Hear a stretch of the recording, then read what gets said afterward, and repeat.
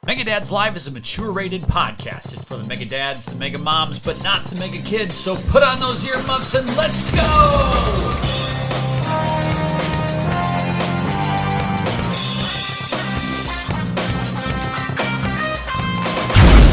Welcome, everyone, to Mega Dads Live. This is your monthly visit to the place where gamer life meets real life. Podcasting since 2014, we are the ultimate podcast to help you balance your love of games media with the joys of life in the real world. My name is Adam Leonard. I'm your host, coming to you from the luxurious Mega Dads Beach House this month, located in the nation's #1 tropical getaway, Champlin, Minnesota. I am joined, of course, as always, by my personal assistant who's spending her summer catching crabs. Mabel, how's it going today, Mabel? Oh, I'm sorry. No. They know exactly what kind of crabs I'm talking about. No. You live a clean life. I am very excited because not only do we have a flushed out panel of experts. That's right. I'm using the word experts and I'm not backing down on that. But yesterday was the 9-year anniversary of the debut of this very podcast. So super excited to celebrate that, to celebrate the summer games season with my panel of experts. We're going to go around the horn. We're going to start with the person who's actually never been on a Mega Dads podcast yet. And that is Tim Aulph from the Nintendo Dads podcast. Tim, how you doing today? I'm super excited to make this my first time being on, especially with you guys. This is awesome. Thank you. Well, we're very glad to have you here. We needed some Nintendo wisdom because God knows I don't have it. And you couldn't get Justin. I understand. No. Let's be clear here. You were my first go-to. Because I've spoken with Justin on many things, and I've spoken with Marty and Jesse, but we've never had you, who is really the most talented and prolific Nintendo dad on the docket. Sweet. So we're excited Thanks to have for you covering here. that. I'll We're make sure and excited send you to the have $20. So thanks. None of them wanted to share a beach house with Mabel because she gets handsy. So we apologize for that, and you signed a waiver. Next around the horn, we have my good friend Luke from the Xbox expansion pass. Luke, how's Joe's mom doing? Beautiful, lovely. I appreciate that you took one of the best Nintendo dads. You brought me here, and you brought the second best trophy room host here. This is nice. This is good. It's nice to be here. Tim, you're looking exceptionally handsome. That beard is full and lush. Oh, man, Luke's going to get handsy, too. Adam, I got to tell you, man, we got to up our beard game.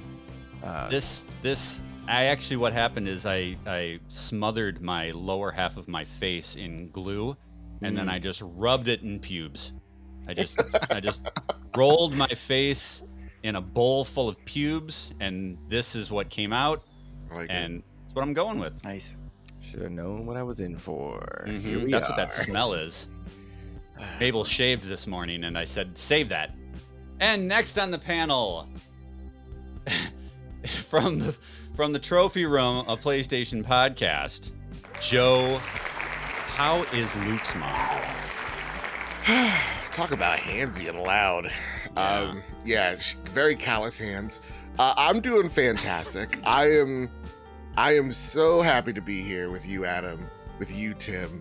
I'm just excited to talk about all my predictions, all my crazy predictions. And just a question for Luke, because he never likes to answer this question. Mm-hmm. Where were you on January 6th, Luke? You look, you have a vibe. How is this? You keep saying you were on vacation, quote unquote. But just wanted I'm to know. I'm taking notes. Yeah. You said I you put your feet on someone's desk. It was like the highlight of your trip. I don't know where this is coming from. By the way, I got your Truth Social invite, Joe. Yeah. Not interested. Come on. I appreciate it. Bro. Nobody wants to hear my truths. Yeah. No one wants to hear it. Also, who's Tucker? You said you were really upset Tucker got fired. I'm sure. Listen, my friend Tucker's been having a pretty bad couple of weeks, you know. This just wanna is end your this is day. going to be a glorious podcast. Thank you. I'm so excited for nothing to go the way it's supposed to go according to the docket or the show notes. Yeah, you made show Uh, notes. That was cute. Yeah, yeah. I don't even know what the fuck I was doing. We start every episode of Mega Dads Live with something we call our super positives, and it goes a little something like this. Mega Dad's being super positive. And we just like to talk a little bit about something that's bringing joy to our life before we get into the depths of this god-awful show we're about to record. I will start just so that if you guys are unfamiliar with how this goes. And my super positive this month, and it is super ass cliche, and that's okay, but it's the weather. Because in Minnesota, up here in the great north, we had the longest, darkest, coldest, dreariest winter ever. And it lasted so long, and it was so immersed in snow and ice and just gnarliness. And last night, I took the family out into the backyard. We have all of our patio stuff set out. We had a fire. It was glorious. We just stayed out and drank, especially the kids. My God, can they pound those rum and cokes? You put a rum and coke in the hand of a 5-year-old, they'll show you what's up. You made But we those just- ginger kids, man. That's We're what they do. enjoying this glorious weather, and I cannot get enough of it. So that is my super positive. Tim, what's making you feel good? I need to let my kids try that too, because I just been letting them do lines, Mm. and that's been crazy. So Well, that'll keep them Yeah. up. See, that'll ruin that's- bedtime. Yeah, I need to change it up for them. So all right. Stick to So the booze. my positive is I recently rode my kid's bike to BMX, right? So if you know what a BMX is, it's basically a small, smaller bike, not your mountain bikes or speed bikes or anything like that. But I grew up in the 80s. I remember right, all the BMX he's got movies. something. It's a BMX-like bike, and I rode it because we were fixing it, getting it ready for the warmer season, right? Just like in Minnesota here, Michigan, we had the same long, dreary winter. But got his bike set up and I rode it. Man, that was a nostalgia hit. Just being able to ride that type of bike and actually be able to stay on it without falling off or anything like that. But I have to say, if any parent out there who has a kid who has a BMX bike out there, give that sucker a ride, and you'll get a nice nostalgia ride there. I tried that with my daughter's little Huffy bike the other day, and it was not as exhilarating of a feeling. I get it. But the little bell, Yes. the ding ding, that made me feel kind of cool. Nice. Luke, how are you? What's making you feel positive? You cannot. By the way, Joe, you can't say Luke's mom. And No, Luke, no, you no, can't no. say Joe's mom. I would never. One mom joke, Yeah. There's a limit. That's a Standard. limit. Yeah. Yeah, they're not high, but we have them. Yeah. So I, as you know, I work in education, and we had testing this week, which made it really, really trying. Like, that's a really rough week for an educator. But I gotta tell you, man, I had people coming out of the woodwork just being kind and helpful. I have really found appreciation for, and I want to genuinely shout out Captain Logan, my co-host on XEP. He has helped elevate the show in 2023. He's helped me set up Patreon, helped me set up Discord, and has really helped that community come together. And so, like, weeks where I'm stressed out, it's tough to get show notes done, or if I'm focused on our interview, or developer interview, voice actor interview for that week, he's helping me out with XEP stuff. So I want to give him a genuine shout out for helping me in kind of like stressful times. And then the people at work, man, it's weird to say, but like, so many people at work were really coming through for those kids and helping us help them, which was really cool. So those are my shout outs this week. That's so heartfelt and genuine. Joe, top that. All those kids are gonna fail. I already got their scores back, and they did not. I don't know. You can say a lot of things on the internet and it not be true. No, you know what? What am I grateful for? What am I grateful for? This is a tough question. A lot of things have been going right for me. So I just want to say, you know what I'm really grateful for? I'm rolling 20s recently. So I want the luck streak to continue. 'Cause you're right. The weather's been nice. The job's been nice. Personal life's been nice. Like everything's just rolling real great. I would say though, the overall positive that's bringing me the great joy is XEP, is the Xbox Expansion Pass. Wow. Post Captain Logan. I think Captain Logan does There it is. phenomenal job. I knew that wasn't going to be think cut and he's- dry. I got so excited for a second. he does such a great job carrying that show. There's just like another guy that on there. I don't know. But yeah, you know, Captain Logan, he's really good at what he does, you know? Anyone called you ugly today? Uh, All right. Yeah. All right, now we're going to ring the bell. We're going to go into round 2. We're going to start talking about some video games. I think that the majority of us are playing the same thing here. I can look on this docket here, and I think we need to start talking about the big game of the moment and possibly of the year. Let's start talking some Zelda. Legend of Zelda Tears of the Kingdom is an action-adventure RPG developed and published by Nintendo, and it's available now on that crusty-ass Nintendo Switch. All right, let's get into this. This is what everybody wants to know and hear about, our impressions on this long-awaited Zelda follow-up. I'm going to save my words for last because I feel like maybe I might be the curmudgeon here. Let's start in the high spot. Tim, I know you're the pro Nintendo guy here. Let's throw some flowers on Zelda. What do you have to What's say? Zelda? All right, Joe, how you feeling about Zelda? that's the one with the wizard boy, right? Oh shit. Luke, you got this game? Anybody? Yeah, he's an elf named Zelda. He wears blue. Son of a bitch. Thanks for listening to this episode of Mega Dads Live. All right, Tim, No, come on it's- now. You're Yes, playing this it's- game. It's I mean, I'm having a good time. I love Breath of the Wild. Mhm. Yes, if you've heard anything from the Nintendo dads, it took me 5 years to play that game. Yeah, Did it because really? I was 5 years. So you just I finished it. yes last year. So, but so good. yeah, it's a spectacular game, and that I wanted to finish it so that I'd be ready for Tears of the Kingdom. And yes, it is more the same, and no, it's not. So all in the same thing. So, but it's I'm having a blast with it. Trying not to be spoilery, but still, you know, just trying to have a good time with it, but also stay focused because you can get lost in that world, just like Breath of the Wild. You could. Yeah. Right now, I'm trying to stay focused on getting some of the story beats, the beginning story beats done. But then I'll go into the exploring mode and trying to open up the map more and stuff.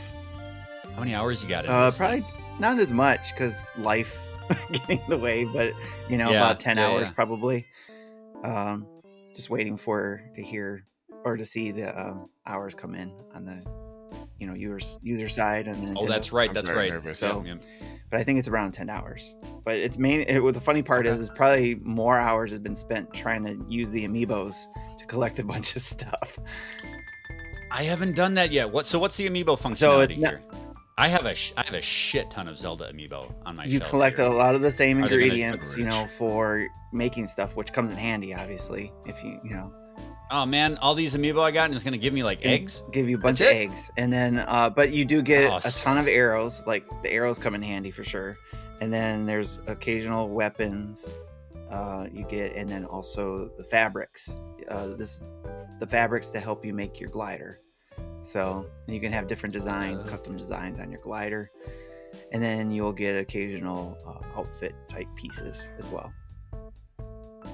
So it's kind of randomized. Like you can scan. What was it? You like scan like one per day or something? No, you can one scan per day. all of them, but once per day. Okay. Got it. Joe, how are you feeling about this game? I appreciated Breath of the Wild for what it did. I think, you know, back in the day that there is, let me restart that. I think it's the blueprint of what a really good open world is. And without Breath of the Wild, I wouldn't have my favorite game of all time, which is Elden Ring. So I think my hype for Tears of the Kingdom was, I'm excited. It's Zelda. I know I'm gonna at least like it a lot. You know, understanding that it is pretty much the same map, that had me a little worried. But the thing that that has me hooked in to Tears of the Kingdom is what you're able to do in that map. I think the extra abilities that you have, I think what is it, Tim, around like 8 or 9 extra abilities, including the amiibo one. One of those abilities alone is justifiable for a sequel. And the fact that they give you 7 others and just go, hey, we encourage you to break the puzzles. Like here's a puzzle in front of you. You don't have to be a math level genius to solve them. Just solve it the way you want. It's really awesome to see. So Luke's class could play this game, is what you're saying. Absolutely. Those struggling kids. And Leave them alone. They're awesome. Anyway, they're not listening. Yeah, it's okay. It's all right. They're underachieving. So, seeing people in those shrines just complete them in various different ways it's awesome to see. It's the first time in a long time for me where I'm like, oh, a puzzle, I can't wait to solve it, because it's not stressing me out. There's not only one way to solve it. Like, there's some times where I see a puzzle, I'm like, I'm gonna brute force my way into this. I want to see how I can break it. And then just what you're able to craft. I'm awful at crafting. I usually hate crafting in games. Right. But again, I think the word that I would use for Tears of the Kingdom is it's flexible. It is making what you want however you want, and it feels like there's never a wrong solution of how to build a structure. Like, I saw people like making like battering rams all the way to like, jet bombers. Like, what you can do in this world is, and how to traverse it is just, Joe, that was you that created. And I haven't even unlocked all the powers yet. That was you that created the man with the penis, wasn't it? That was you, wasn't it? Absolutely. That's what I thought. And that's the thing. The funny thing is, like, everybody's like, what's the time to penis on an aircraft? And Twitter found out. But no, it's truly yet again a remarkable game. The only downside, and I will beat this drum to death, is the controls are god awful. Mm-hmm. They're not good. The combat does not feel great, and it feels like it did not learn any lessons. It kind of feels like a Rockstar game. You know how Rockstar has used the same way to how to shoot and aim, sloppy, and you're just like flailing and Exactly. That's where it gets frustrating to me. But right now I can see why it's gonna win Game of the Year. Why it's gonna influence so many amazing developers to go take these creative risks, and hopefully publishers as well. It is damn good. Yeah. Luke, are you playing this? No. No. My Switch hasn't been turned on in a long time. I think I just got really frustrated with Nintendo's kind of online stuff, and I don't want to make the conversation about that, but just the way they were handling some of the stuff I got upset about. And to that effect, I've kind of missed out on like Metroid, which bums me out. But one of the things is, like, I had 150 plus hours in Breath of the Wild, and I think it's one of the best games ever made. And weirdly, Tears of the Kingdom is not calling to me, which is strange to me, because I really love Breath of the Wild. But I have a feeling it's going to be one of those things where at some point in the next 2 years, I'm going to be like, I want to play this. Yeah. And then I'm going to go in full bore. Yeah. So maybe I'll bring some relatable insight to that, because Breath of the Wild was my favorite game of all time. It's kind of one of those things. It definitely was at that moment, and for years afterwards. And the moment that I had with that game has yet to be replicated. However, looking at the core components and the foundation of that game in 2023, I can see how it doesn't stack up to a lot of what 2023 is offering. So it's kind of like a weird thing to gauge, right? Your experience at the moment versus what the mechanics are.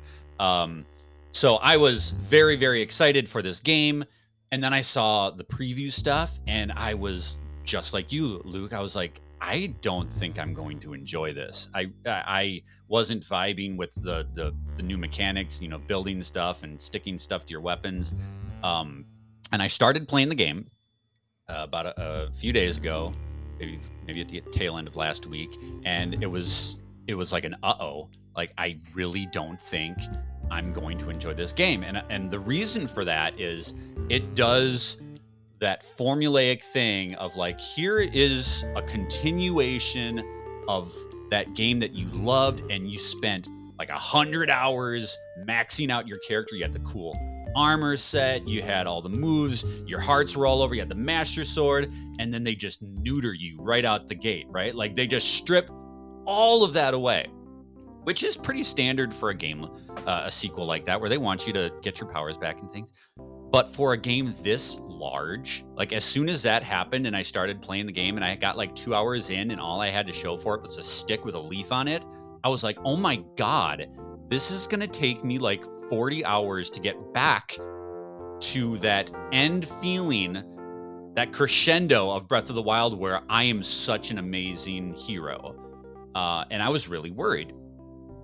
Now I've got about 5 or 6 hours into it and I'm in love again. I think the map being the same might be an issue for some folks, but thankfully I have Alzheimer's, and so I'm walking around like I don't remember any of this shit.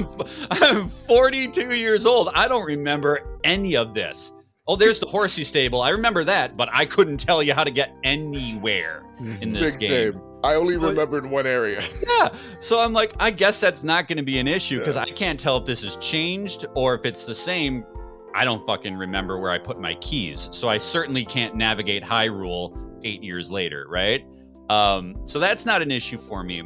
The sense of exploration, they've added enough really, like Joe mentioned the powers, but the powers to me, I don't know. I don't know if I just suck at them or if they're just underwhelming me. Like I tried to build some stairs to get up some castle because it was raining. My son looked at me after like 5 minutes of me struggling with the controls and this thing that looked like a wad of spaghetti. And he's like, Dad, what are you doing? I'm like, I'm building stairs. Can't you tell? They got the fuse thing where you like attach things to your weapon, but that's underwhelming me at this stage. It's like, it looks like I just super glued a boulder to my shield and I don't know why that's cool. The weapon degradation is actually worse in this game because I feel like anything that I do happen to craft that is semi-cool, I don't want to use it. And I remember a lot of people complained about that in the first game, and that didn't really bother me that much in Breath of the Wild because you could just pick the same thing up everywhere. But I did manage to make this really cool weapon out of, I was raiding this Bokoblin fortress, and this big spiked steel boulder came rolling down, and I was like, oh, I'm going to grab that and fuse it onto my sword. And I did, and it looked cool. And I was like, this, and it was super strong and effective. And I went through that fort and I just laid all those motherfuckers out, like no problem. And then on the last bad guy, boom, it broke. And I was like, I don't think I'll ever be able to make that weapon again. Maybe I will, but in my mind in the moment, it's gone forever, right? My favorite's the shield and the fire breathing thing. I forget what it's called. That's having that combination and just burning people when you're blocking. Yeah. It's awesome. Mm-hmm. It's like a good and a bad. Like you can optimize and spec out your stuff, but it ain't gonna last. And that's a big. I mean, maybe there's a way later in the game to kind of preserve stuff and save stuff. I don't know. But at 6 hours in. At 6 hours in, I'm like, ugh. Like it stings a little bit harder, right? Yeah. Another thing that people are if I can speak on the weapon degradation for a second. Yeah. There is a frustration I have with the fuse ability where in combat, it is not as effective as I want it to be. Like let's just say like I my weapon's broken, I just picked up a stick and then I hit the fuse ability. And then it kind of shows in a short radius where what I can attach to make it a spear or something. Right. But I don't feel like it's a wide enough radius, and that when I try to like attach it, because the controls are so clunky, I always just fail to do it, or I attach it on my shield instead. So I feel like with the fusibility, it'd be a little bit better if in combat it grants me a bit of slow-mo, like the time ability does. Yep. Because that would give me time to do a quick fuse to my weapon, but under pressure, I'm I think buckling. they should do that with all of the powers, because honestly, there is so much. There is so much in this game. Every button has an assignment. Every button has multiple assignments, and like I've heard everybody say this. I'm just finger dumb, right? Like I'm throwing my weapons instead of pulling my bow. I'm pulling my bow and looking for like what to attach to my arrows, and instead I'm whistling for a horse. And like I think like every time you push a button in this game, it should have like 42-year-old man mode, where it just slows everything down. It's like, okay, Grandpa, here are your options. That It's could an be just a accessibility me option thing, but for us old guys. yes, for us. old man There you go. option. All that being said, I really love this game. I'm really enjoying it, despite its limitations. I am a guy who unabashedly loves Horizon Forbidden West, which you go from that open world of Burning Shores, which is like the most visually stunning game I have ever played, and then you go here, and it's like I love the art design here, and I'm not bothered by the frame rate yet. I'm not bothered by the looks of it yet, but it's hard not to compare apples to oranges. Zelda is not a pretty game as a static image. When you're making a landscape shot, like to me, Zelda's a pretty game in motion. I like Yeah, that. if that I like makes that. sense. That's a good point. Yep. You know, But I love the design of it. I love the character look. I love the world look. I love the fact that there seems to be more emphasis on just like straight line storytelling in this one, which Yes. I really, really appreciate.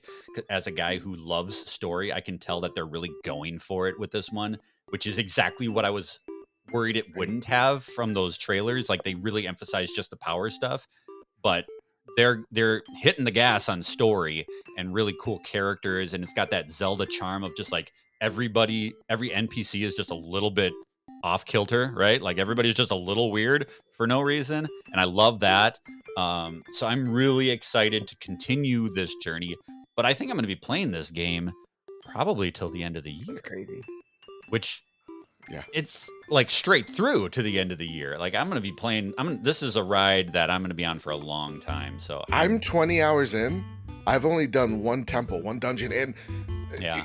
a lot of it seems like they're like, okay, what's people's realistic like complaints with Breath of the Wild? We could address them here, and you hit it on the head. Like like linear storytelling. Please give me something that I'm not like. I have no idea what happened in Breath of the Wild, nothing. But I have an idea what's happening in Tears of the Kingdom. I'm excited to see where it goes. And then when it comes to like the dungeons, from what I've experienced so far, they're more like open. Like we're outside. It's not like a closed off dungeon, right? And it makes it feel a bit more, for lack of better words, like cinematic. It feels like these dungeons are an extension of the world. And I'm really digging what I've experienced so far, especially one of the boss battles that I came across. It didn't feel like the quote unquote dungeons in the last game, right? It was kind of like the same boss over and over on repeat. Yep. This time around, I was like, oh, this is greatly different. This is like the Wind Serpent in like Sekiro level of interactive. I really liked it. It's really. Oh, go ahead. Go ahead, Luke. Well, I wanted to draw a comparison when we're done with the Zelda conversation to Jedi Survivor, because a lot of the conversation and things you guys are saying has parallel points with Jedi Survivor, which I thought was interesting. We're talking about Breath of the Wild's I have influence. yet to play that game, and I really need to get into it. Well, let's go ahead with that train of thought. I think we're tailing off on Zelda here. So Sure. It was interesting to hear you say one of the things you really disliked about Tears of the Kingdom's opening was how you were immediately nerfed. And that is a standard trope in a lot of games, particularly Nintendo. When I'm thinking about Metroid, is a very common thing, part of the formula, right? In some ways the allure, but it can be frustrating if you're fresh off a recent playthrough of another one, or you put in 40-50 hours to grow a character. Some of us 150 plus in Zelda. But in Jedi Survivor, they do a really good job of not neutering you out the gate. And you feel like a Jedi from moment one, which is really nice because the first game is all about becoming a Jedi. And so that was a really cool thing in Jedi Survivor. And what I found is Jedi Survivor is much more of an open game, and it has a lot of the Breath of the Wild formula. You do go to shrines. They're, the equivalent of shrines. You have a main hub. You're growing a town. You're interacting with NPCs. Now, there's more to it, and it's not a one-to-one comparison. But what I found were quite a few Zelda-like approaches in the game, which to me were very directly influenced from Breath of the Wild, and then took lessons from other titles too. But it was more Breath of the Wild than it was Dark Souls, whereas Fallen Order was more Dark Souls than Breath of the Wild. But it was just neat to play through Jedi Survivor and feel a lot of the comparisons. As a jaded but still loving Nintendo fan, I was like, all right, this is cool. I see this in action, and it was just really immersive, and it did something similar to what Breath of the Wild did for me. And I'm curious if people that are checking out Tears of the Kingdom first, I'm curious if they're going to have similar thoughts to me, or because it doesn't have the building aspect, the crafting aspect in the same way, maybe not. Right. But Adam, I mean, Cal Kestis is a ginger, right? I know, that's the best Right. part about that franchise. That game just dropped like right between, when you're like planning out your game time, like, okay, I'm going to play this, and then I'm going to play that, and then I've got this on the way. And it was just like right in between some of the other things that I needed to do. So I have a feeling I'll be catching this game probably in the summer sometime, and I'm very excited for it. Good summer game. You'll have fun. Oh yeah.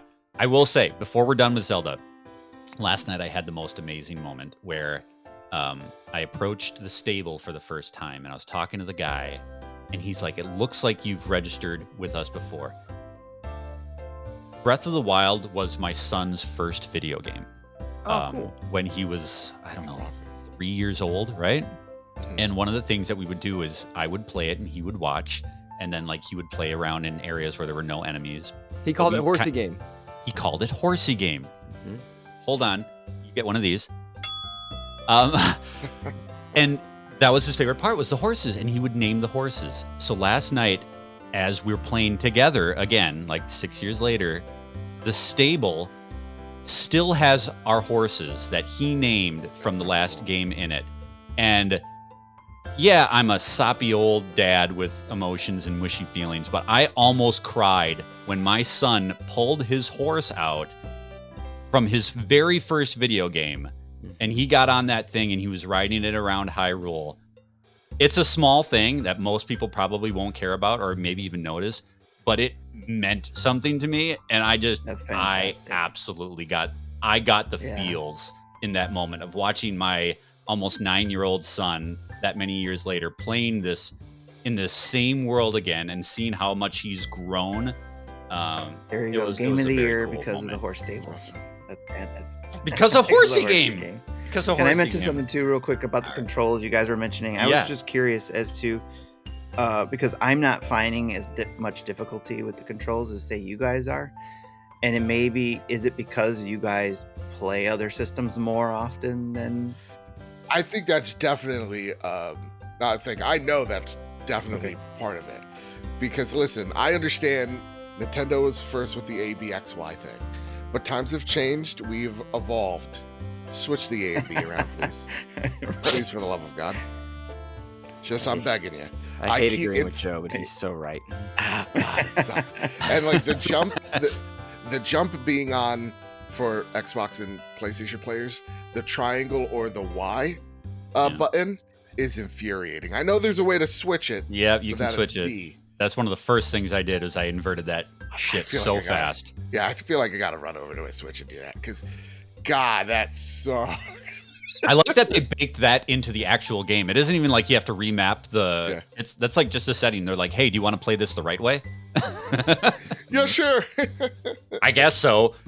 But can I just say one last thing on the Zelda train?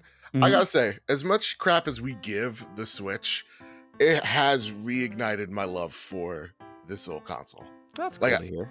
Like, to me, I think when all is said and done, the Switch will be one of my favorite consoles just ever.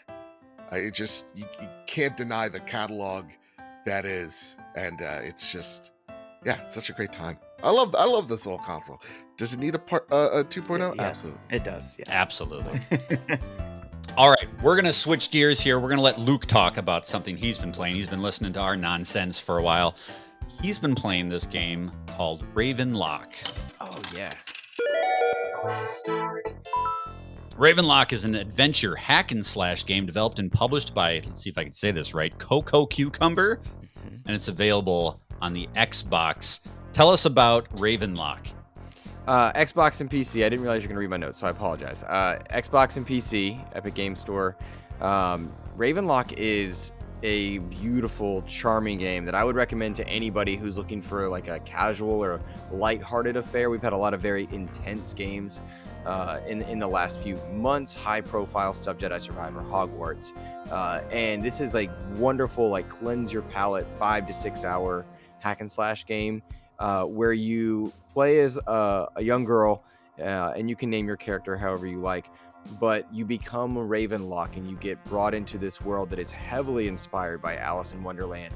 And essentially you play through a fairy tale. Not quite top down, not quite side scrolling. It is in 3D, but it is an absolutely beautiful fairy tale that you play through. And what's so cool about it is I took the recommendation. It came out in a very crowded window, but I took the recommendation from some of the people in our Patreon Discord, and they were all telling me to try it out, and they were all correct. And then suddenly I was part of like a 20-person community just chatting about this one small game next to these major heavy hitters that have come out in the last few weeks. And I didn't want anyone to miss it because it's just beautiful. You play as Ravenlok. You're given these very easy to accomplish quests that are fun and simple. The bosses are beautiful. I'm looking at some screenshots right now. Yeah, and I'm the looking at visuals it are too. stunning. Definitely.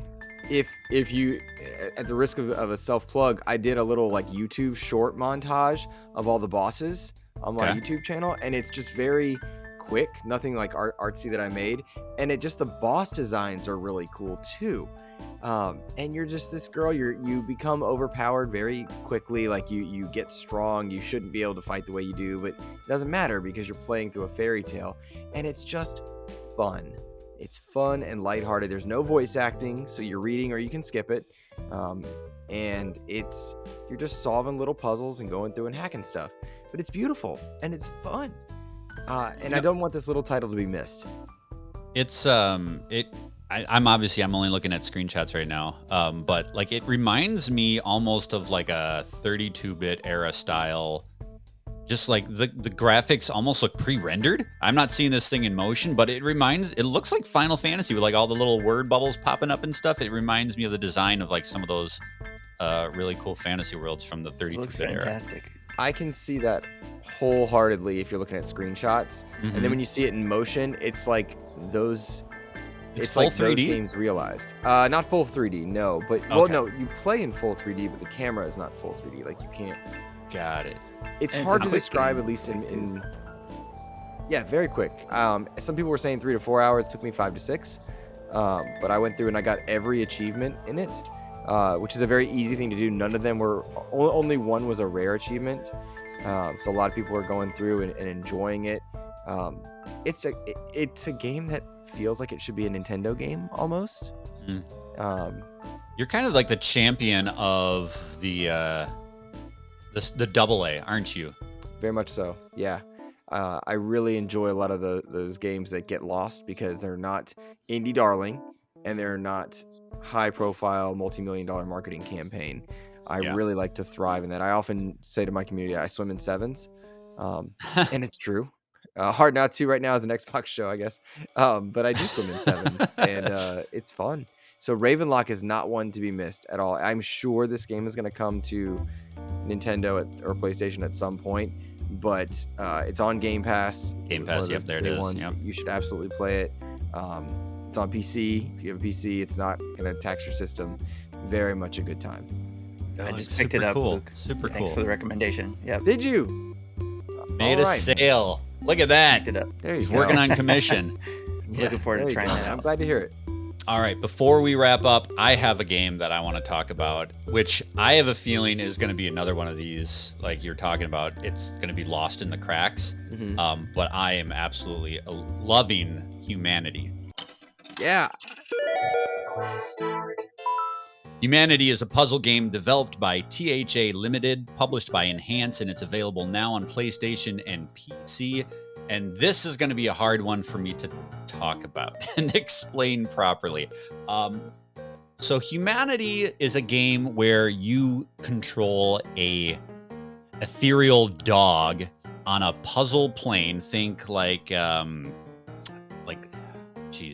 almost like a Jenga board. There's like all these geometric shapes filled with traps and roadblocks and obstacles, and you have to navigate a never-ending stream of people to an endpoint on the map.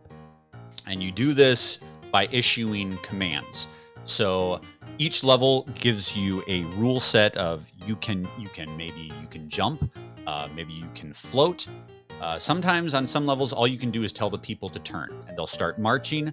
You push the command button on a tile on the map, and then you designate which way you want them to turn. And sometimes it's as simple as just making sure they don't fall off a cliff.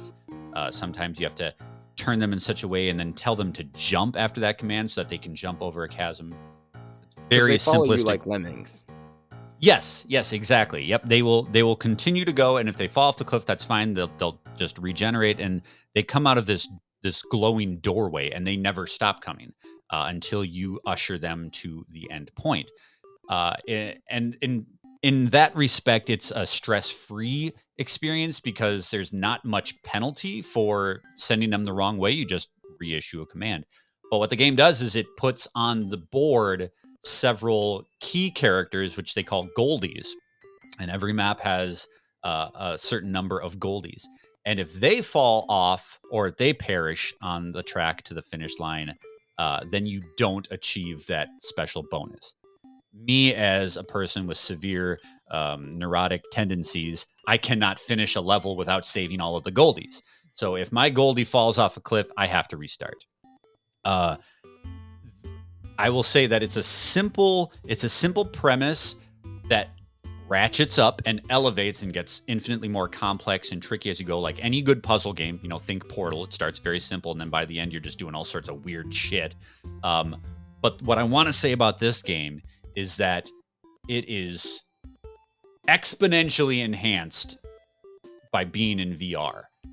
The feeling of looking down and in and around in real time in real space on these little people that you're either saving or sending to their death gives so much more of a sense of presence. It doesn't enhance the gameplay, but the feeling of the difference between I'm doing this on a screen and this is happening right here in front of me is night and day. And this game, you have to activate the VR mode. So like when I first started playing it with my VR headset on, I was like, this is just like I'm just looking at the game. Like there's nothing here. So I played the first few rounds of it like in standard flat mode. And then I went back to the menu. I'm like, this cannot be right. And I saw that you have to activate VR. And once I did that and it popped and I was in the world, it was like such a holy shit. This game just changed. I love Humanity. It's such a nice change of pace for a guy like me who plays primarily adventure action games, and to really be into it. It's not like this is different and it's okay, but like this is different and it's so good. I love this game. I adore it. Joe, are you playing Humanity? It's on PSVR too. I wish. I will be soon. Okay. But Zelda just has its hook so thoroughly in me that I don't see me playing another game, unfortunately. But I will say Humanity is next on the list. The only problem is everything else. Diablo. Yeah, everything else. Fantasy, and that's why, like, leading into nervous. this game, I'm like, I guarantee there's gonna be so many people who this just blows right by. Yeah. I will say, as you get goldies, you get special unlockables. and all of my little people have 70s era attire on right now. Nice. And that's cool. You can also put hats on them. Every game that lets you put hats on people is good. Ravenlok. Luke, you have some connection here, right? Yeah, I got to my friend Chris Johnson is one of the people that worked on this game. Same people that made Tetris Effect. And yeah, I got to test the game like when they were making That's it. cool. I got to be part of that, which was really fun and really neat. I can't talk about what's different, but it was really cool to see that game come out because when we were testing it, it was COVID times, right? And it was neat to learn that process. But yeah, it was really cool to see this come out and get all these acclaim. It's really cool. It's so cool. I will say first, well, everybody will have their own opinion, but one of the things that greatly improved this game for me was turning off the music. And that's not to say that the music is bad, but it loops and it loops and it loops from level to level. So like if you are in a world and each world has like, I believe like 10 mini levels in between it, and from level to level, the music doesn't change within the world. So I found myself just like, I'm trying to focus on the puzzling aspect of it. And the music is very new wave. And it's like a lot of people like, and that on loop while I'm trying to save all of these hundreds of people. I one of the greatest things I did was turn off the music, and that's gonna it sounds like a knock, and I guess it is because it kind of drove me nuts. But put on something that makes you feel chill and relaxed as you're doing this, and can help you focus. To me, the soundtrack was not working, but again, you can put hats on the people, and you play as a dog. It's like a ghost dog. Game of the year. It is. I love it. It's part of PlayStation Plus, medium and large. The PlayStation Plus names are so stupid. I don't even know what they are and what they mean. But it's PlayStation Medium and No, Large. it does, but it's provocative. Yeah. So if you have PSVR 2, or even if you don't, you just want to play it in standard mode. But especially if you have PSVR 2, please give humanity a try. Just try it. Just try it. Don't let it pass you by. All right. That is going to do it for the games we're playing right now. We're going to take a quick break in case Luke needs to go poop. And we will be right back to talk about our summer game bang predictions. The place to be for Megadads socials is the Megadads Discord, where you can engage with your favorite Megadads as well as other friends of the Megadads every single day in our stress-free and welcoming social space. When you're a member of our Discord, you will get alerts for all of our content drops, so you never have to miss a review, a podcast, or a hot take. Partake in our fun weekly Megadads holidays like Waluigi Wednesday and Final Fantasy Sunday, and become an active participant to make it on JB's Discord leaderboard. Megadads Discord is fun, free, and follows you wherever you go.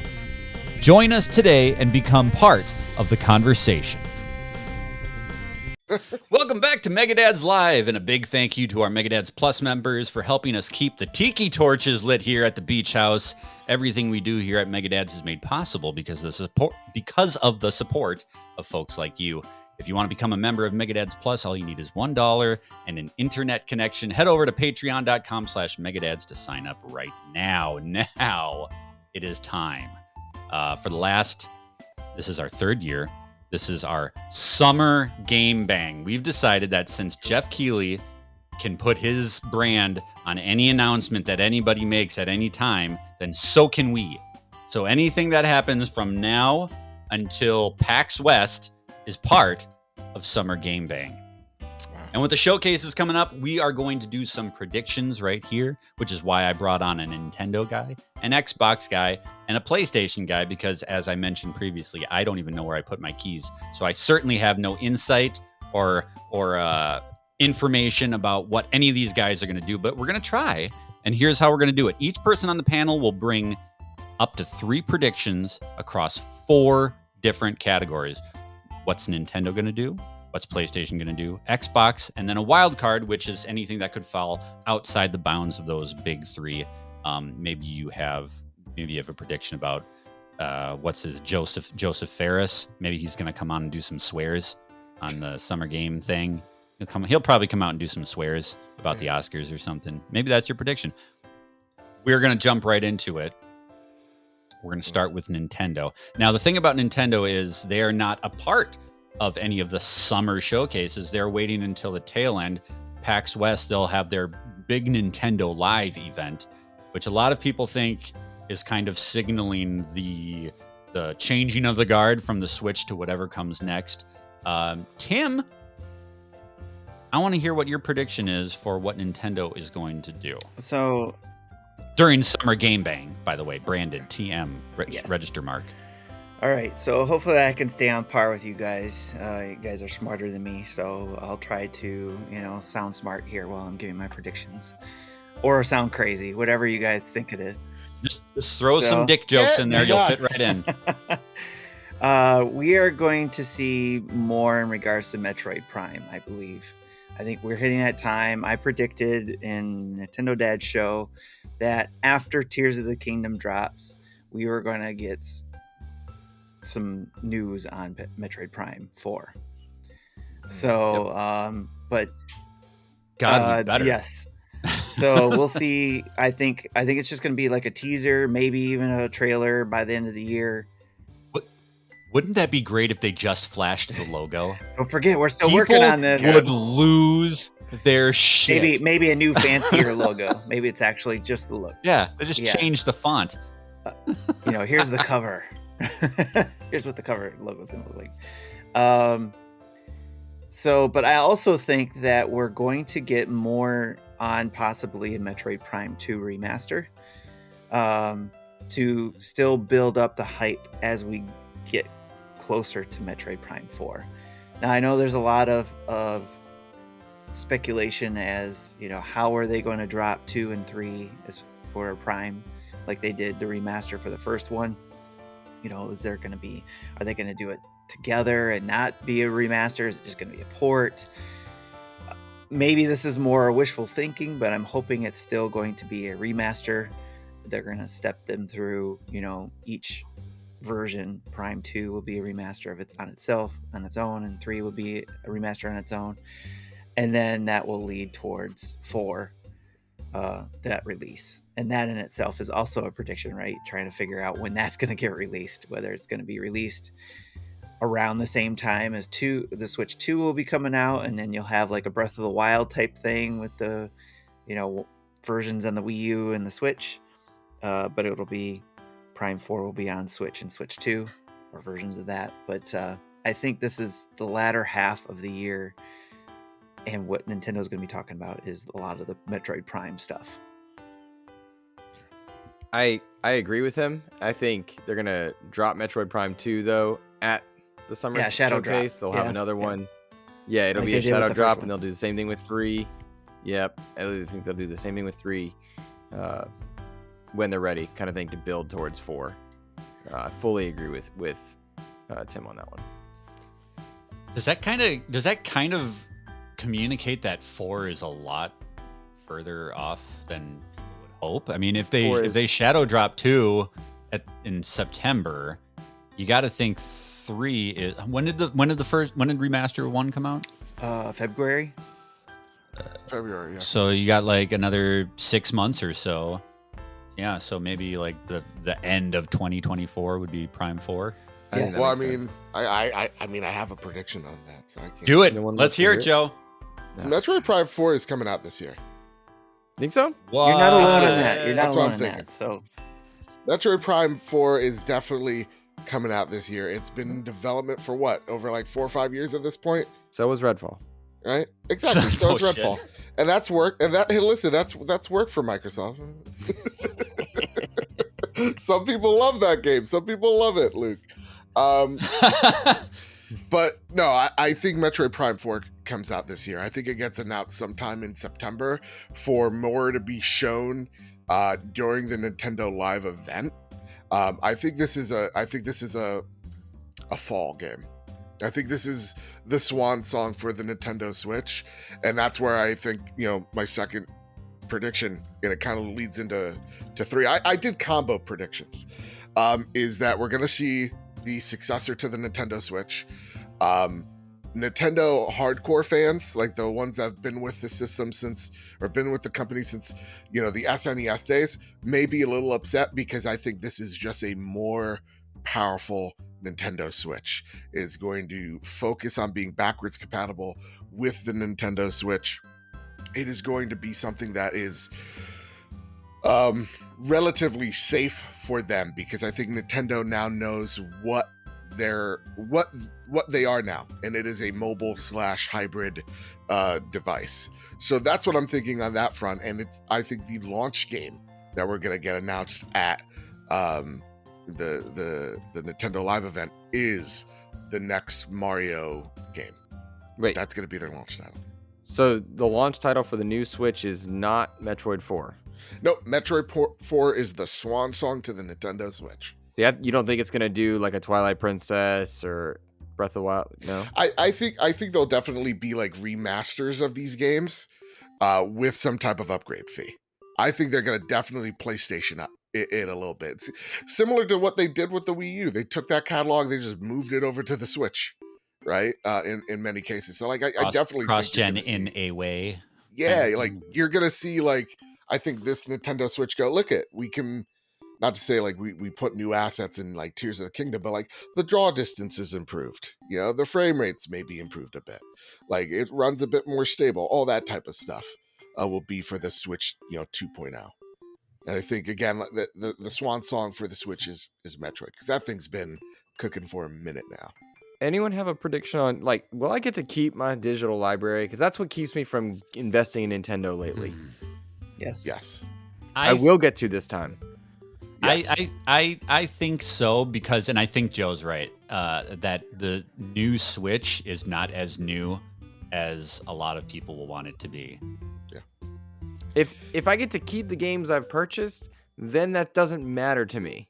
But the problem with me, or I think for gamers like me, which are clearly the minority, because Switch does so well, right? Yeah. But it's that I buy something and I have to rebuy it again and rebuy it again and again. And I'm past that point because my chosen ecosystem, and Joe's to I would say a very similar extent, doesn't do that. You buy it, it's yours. Xbox and PlayStation accomplished it differently. But in large part, you buy a game, you're going to be able to play it on your next one.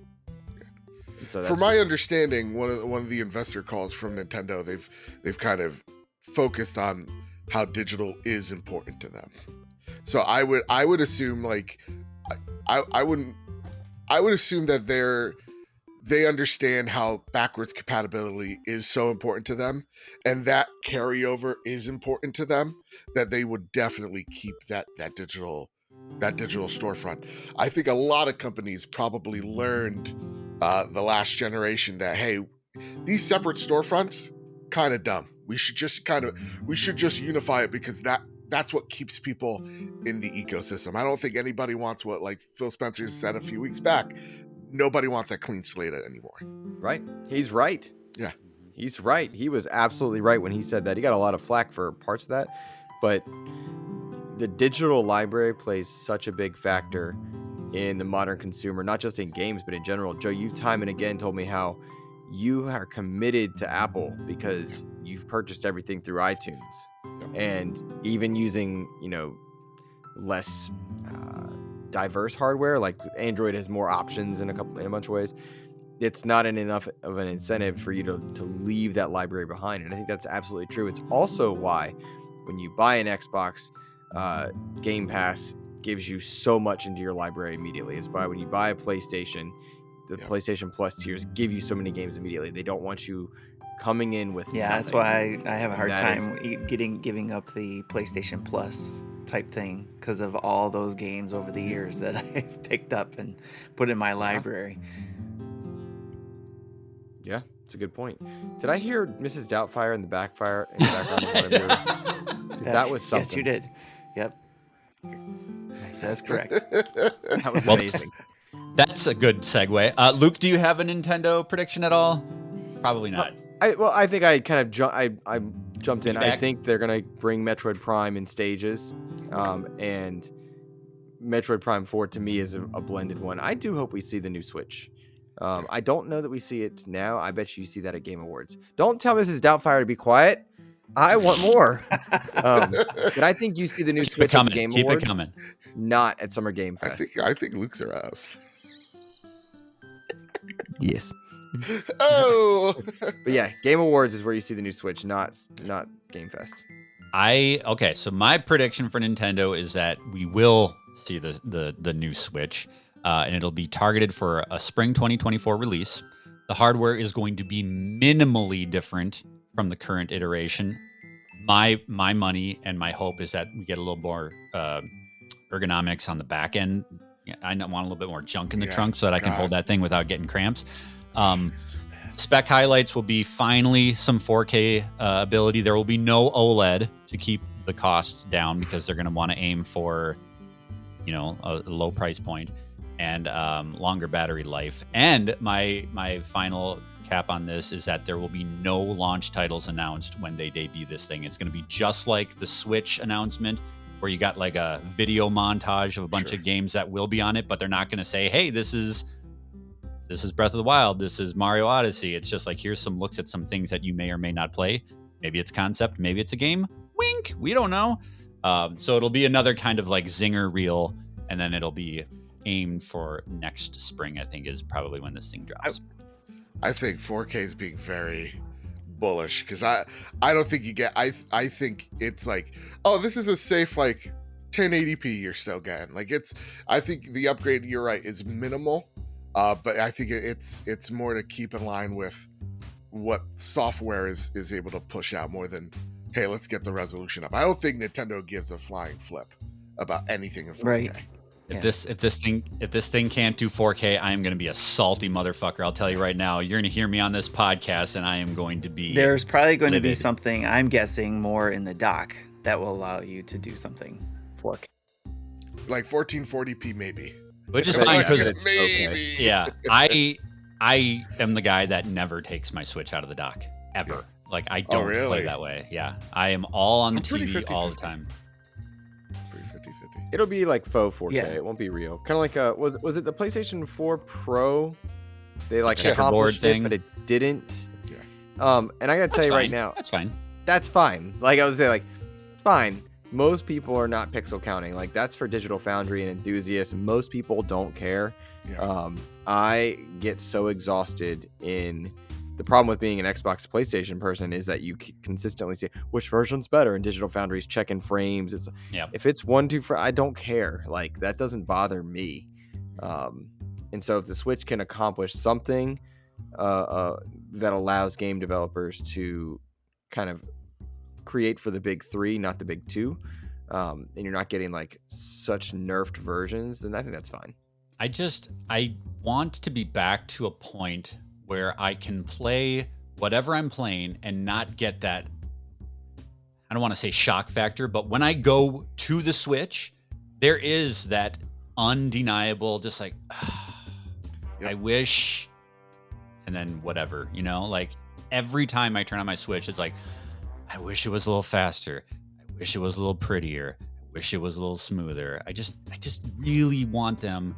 And I know I'm the outlier. I'm the guy who will pay big bucks to get a high-end Nintendo console, and that's not where they're at. I get it, but I just don't want to feel. No, that I sting. think you're right too, because I Sure. think there should be choices. I think Nintendo should give their consumers choices. Let me be able to choose a Nintendo Switch for my kids. Let me be able to choose a Nintendo Switch for me as somebody who would pay extra for the extra capabilities. Give me choices, not just give me what they give now. So I feel you on that one. All right, let's move on to our PlayStation predictions. We'll start with Tim once again. Tim, what do you got? All right, so I have a couple things that I think I'm looking forward to more, hoping for than they might be for predictions. But Stellar Blade is a beautiful looking game when seeing that introduced. It's an She action sure adventure is. game, yes.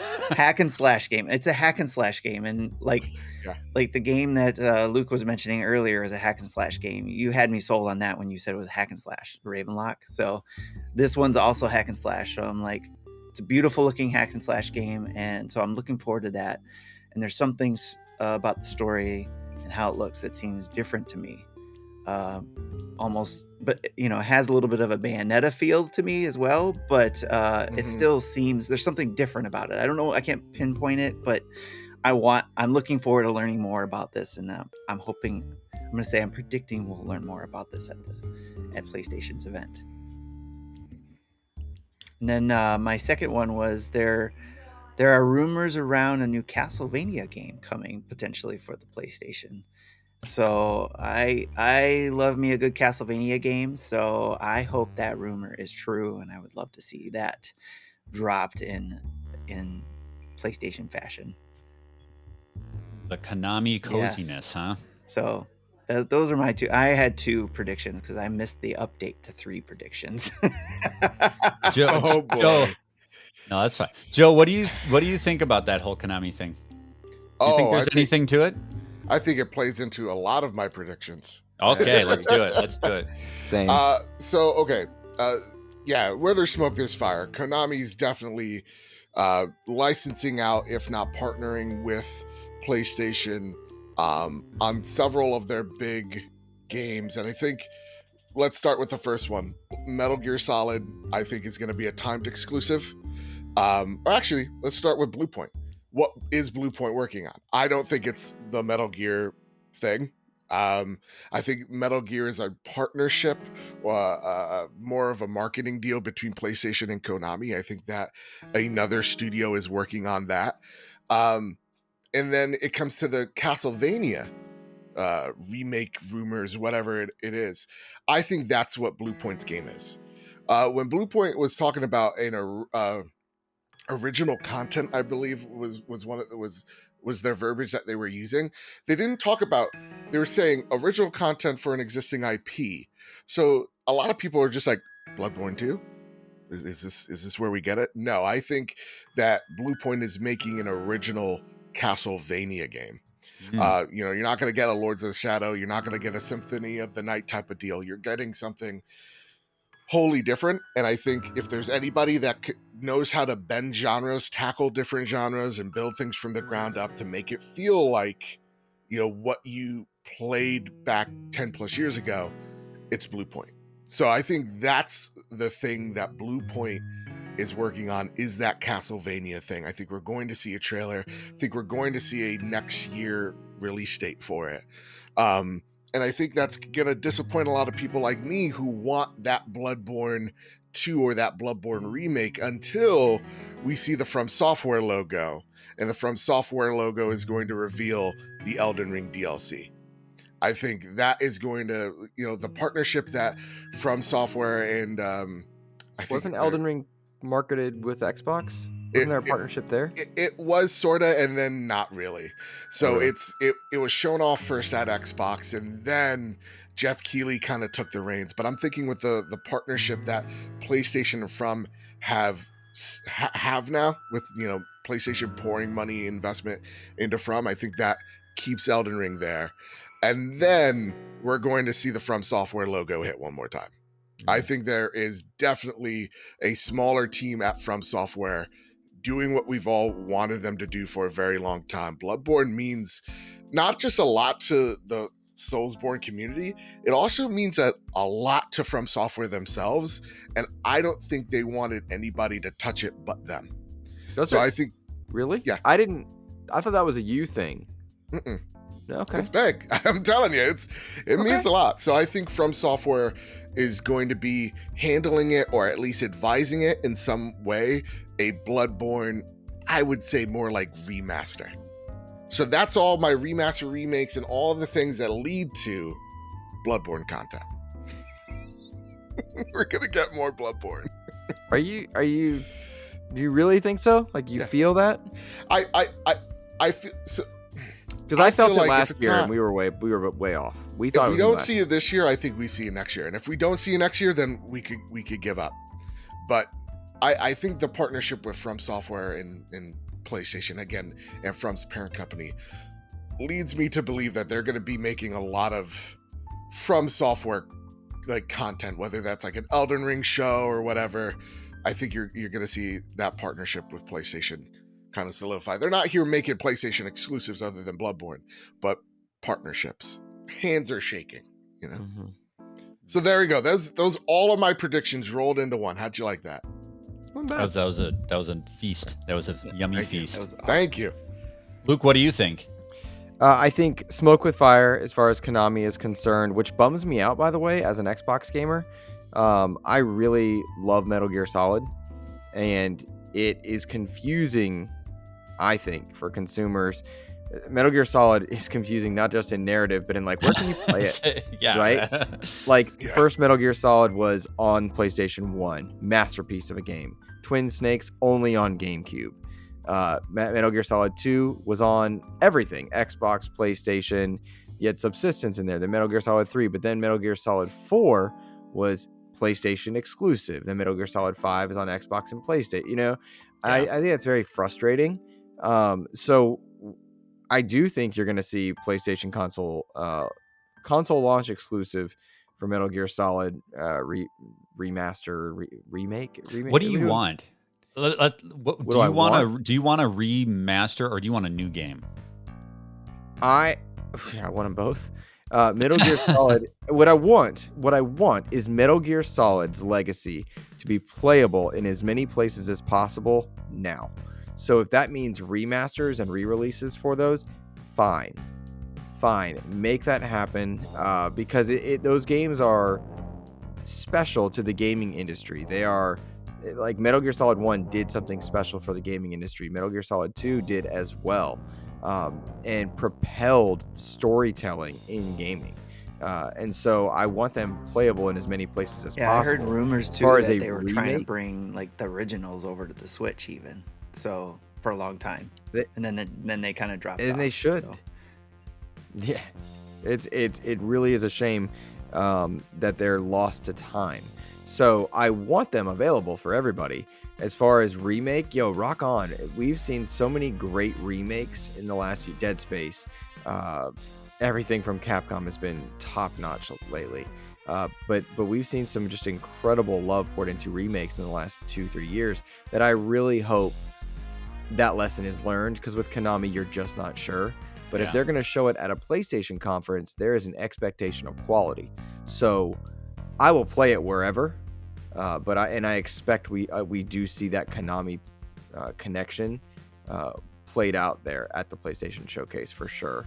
And then you have some things you can take to the bank. You're going to see some Square Enix love for sure. I think you're going to see some EA love in there. And Joe did some really good predictions on Trophy Room. God, I hate saying that. This past week he did do some good predictions there, but really I want Konami to show Metal Gear Solid, and I don't want it to be console exclusive. I think it's gonna be timed. Yeah. I think a lot of like, especially when I think of like Square Enix and Konami, I definitely think they signed those deals because they lack the development forces to put behind those titles. So, by signing those deals, you get some engineers over from probably like, the Malaysian studio to kind of help them out. So that's what I've got. Yeah. So maybe that's a bit too vague. Is that too vague for your predictions, Adam? No, you give me what you got. That is totally fine. My prediction is a big want. I don't know how realistic it is, but my prediction is we are going to see Astrobot Rescue Mission Definitive Edition. It's not going to be a full-on sequel, because obviously they launched PS5 with Astro's Playroom, but I think there's going to be a port of that original game with new stuff. It's going to have upgraded visuals, obviously DualSense features. It's not going to use the Sense controllers. It'll use the DualSense so that you can still launch Astro from the touchpad, and they don't have to rewrite how the controls work in that game necessarily, because it'll still be operating with a DualSense family controller, and then some additional levels. They've already said that they are going to have some PSVR 2 stuff there. I think this is the game that everybody was shouting, why the hell do we not have Astro launch PSVR 2? So I'm putting my cards and my chips on an Astrobot Rescue Mission Definitive Edition kind of package that just has more stuff from that knockout VR game. It's still my favorite VR game of all time. So I'm really It's hoping a they do that. fantastic platformer. I really hope PSVR 2 gets the W that it needs, because I don't think this great tech that is expensive as we go into a recession should be wasted. I thought PSVR 1 was a waste by comparison. PSVR 2, they've just done so much, and they've got good games out there, and I hope, desperately hope, that Half-Life Alyx makes its way to PSVR 2. I want PSVR 2 to sell super well. Yep. I don't think it's going to in the end. They certainly had to cut projections and whatnot, and there's a lot of reasons for it. But I really hope that that console is successful, because it propels the gaming industry forward. Good hardware does this, but I think right now adopters are instead focusing on Steam Deck, Rogue Ally, Switch 2. I think that's where the hardware interest is, and I think PSVR 2 and other Oculus and whatnot are just not gonna land for people just yet. Yeah. And that's kind of a bummer. It's already a tough sell, but it's got an uphill battle as well. All right, let's go to Team Green. Anybody need to change the colors on their LEDs in their background? Luke, you gotta do some switchiness. I got a remote, but I look better if it's blue in the background. The camera does something It's weird true. when it's green. No. It's just your eyes, Luke. It's just your eyes. God knows my eyes need help You're there. in the Yes. daylight. You know, we see the Stunning. coffin in the back. You're not fooling anybody. Okay? Yeah. Luke, why don't you start us here? Let's Sure. tell us what you think Xbox is going to deliver during their showcase. Sure. So What's at stake here, by the way? Why don't you start? Like, how big do you think this is for them right now? So it's a weird time for Xbox, because perception is not quite reality when it comes to Xbox. They've put out one bad game, which was Redfall, and because of the perception of what Xbox has been touting, and that the amount of acquisitions and all the attention from the ABK deal, the expectation is higher. But the reality is they've put out one bad game in the last few years, and that's it. That they've had one bad game, and yet the perception is so different, because the promise on Halo Infinite is 10-year plan was not delivered. They had to delay that from launch. But when you look at kind of what's happened for Xbox in the last few years, you've got a really good launch for Halo Infinite and a good game in Halo Infinite that lacks the legacy content. It missed the mark on its legacy content. Bummer. Didn't bring Halo back to the forefront. Forza Horizon 5, great launch, great game. You got a lot to be proud of in that. And then you look at kind of the last 12 months, 13 months. You've got Horizon 5, Flight Sim, Halo Infinite, Hi-Fi Rush, Pentiment, Age of Empires, Ghostwire Tokyo, Minecraft Legends, and then Redfall. And Redfall is the one that gave it the black eye. Redfall is also their first $70 game, which is awful timing, all things considered. Then they're having hardware shortages. Game Pass has kind of stuttered a bit, because Game Pass was riding high. You had things like Wolong, Atomic Heart, doing really well, and all the attention is now into Redfall. So a lot is at stake in terms of mind share here, because so many energies have been focused on ABK and what $70 games meant, and the failed legacy of Halo Infinite, as we find out about all the transitions there, which is kind of a bummer, given that they've had a lot of successes, but nobody's really talking about them. So a lot is at stake, and I think proof is very much in the pudding, and Phil Spencer did a good job acknowledging this. He's like, nobody should believe this till you're playing the games, and he's absolutely right. I'm a dedicated Xbox gamer. That's where my ecosystem is, and I'm quite happy with a lot of what they've given me. But when I watch this PlayStation showcase, I'm excited to see high quality stuff. I don't know that I get to quite say that with Xbox. Their highest quality products have been very niche. You have an incredibly colorful, beautiful rhythm platformer in Hi-Fi Rush, niche title. Pentiment, unmatched in its writing, but it's very niche. Age of Empires 2, incredible game, very niche. Flight Sim, incredible, very niche. You don't have those big major players that are dropping out there, God of War level, Ghost of Tsushima level. That's a very interesting take. Yeah, you're so right.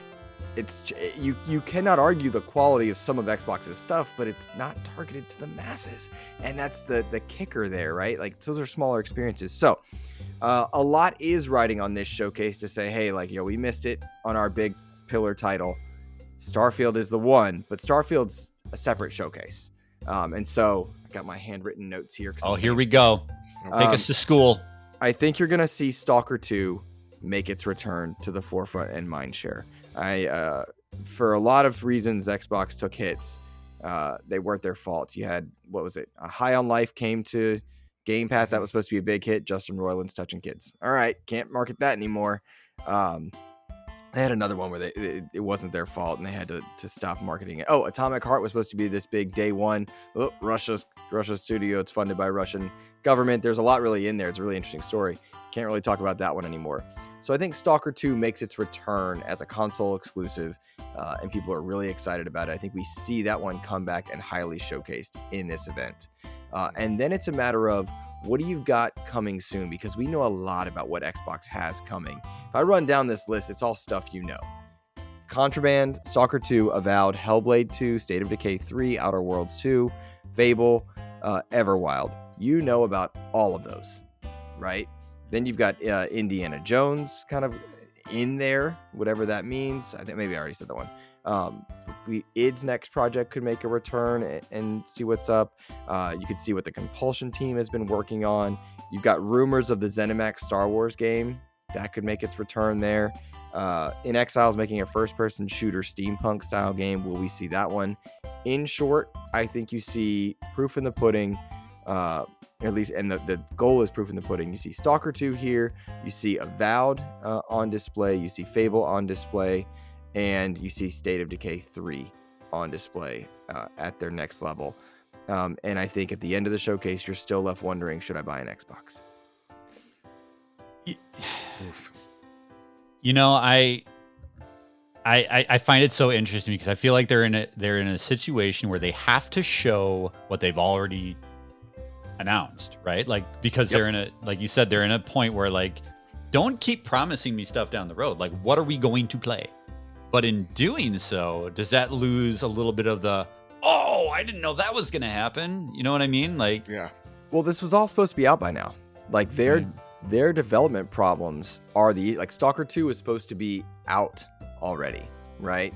Yeah. Avowed and State of Decay were supposed to have better timelines for production. So was Fable, which was rumored in 2018, started in 2018, showcased in 2020. Like, Xbox took a lot of hits in development. is that really 2020? Mm-hmm. My God, time means nothing anymore, does Time it? means nothing. I just blink and it's all, yeah, wow, okay. So it's a frustrating place to be. Xbox did a great job with Game Pass in 2022. 2022, Game Pass delivered. The problem is they didn't have any pillar AAA exclusives in 2022, so people kind of forget. But Game Pass people ate pretty in 2022, and it launched well in 2023 with Hi-Fi Rush, Age of Empires. Wolong came to Game Pass. Last Case of Benedict Fox came. Valheim, which is one that none of us here would play, but Valheim is huge. We had those devs on XCP. That console launch did really well for them.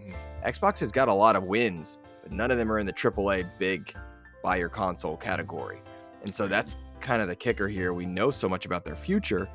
What we need are proof in the pudding titles. So what I'm hoping we see is console launches for this holiday. I think you need one game other than Starfield that you're going to get Forza Motorsport for sure, but you need one game other than Starfield kind of in this category.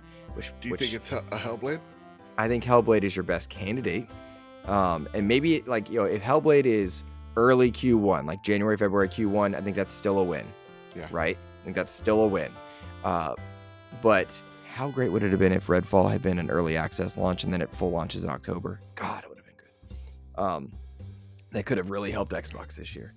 So I maybe I'm babbling right now, Adam, but it's so weird. Thanks, bitch.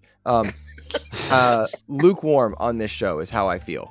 Truly lukewarm. Yeah. And I really hope that I'm blown out of the water. But it's hard to get enamored, despite the fact that a lot of these titles I really want to play. You kidding me? A fully funded State of Decay 3? If anyone's gone to State of Decay 2, that game's really fun. Yeah. But like, it was double A. So I'm lukewarm on everything Xbox right now, despite my love. I know we're gonna get okay, so I can tell you what I know. We know we're gonna get Halo Season 4 stuff. But does that move the needle for anybody other than people already playing it? Nope. Not at all. You have to show the Halo Battle Royale Project Tatanka. Are you? Yep. Yeah. They You have better to. show us something that works. Which Luke, I'll let be me ask you this. dollars. Let me ask you this. Okay, yeah, go ahead.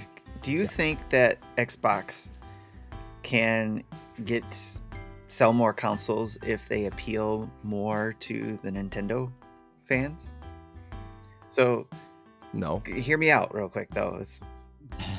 Oh, No, sorry. hear me out real Sorry, quick I on thought you were that. like hypothetically. You're telling I mean, me. answer You're it telling like me. a No, I understand. No, I what thought he I'm was saying asking me with hypothetically. Nintendo fans, Sorry. meaning that you got a lot of Nintendo gamers out there who are starting to realize, like those people who are coming back to playing video games, right?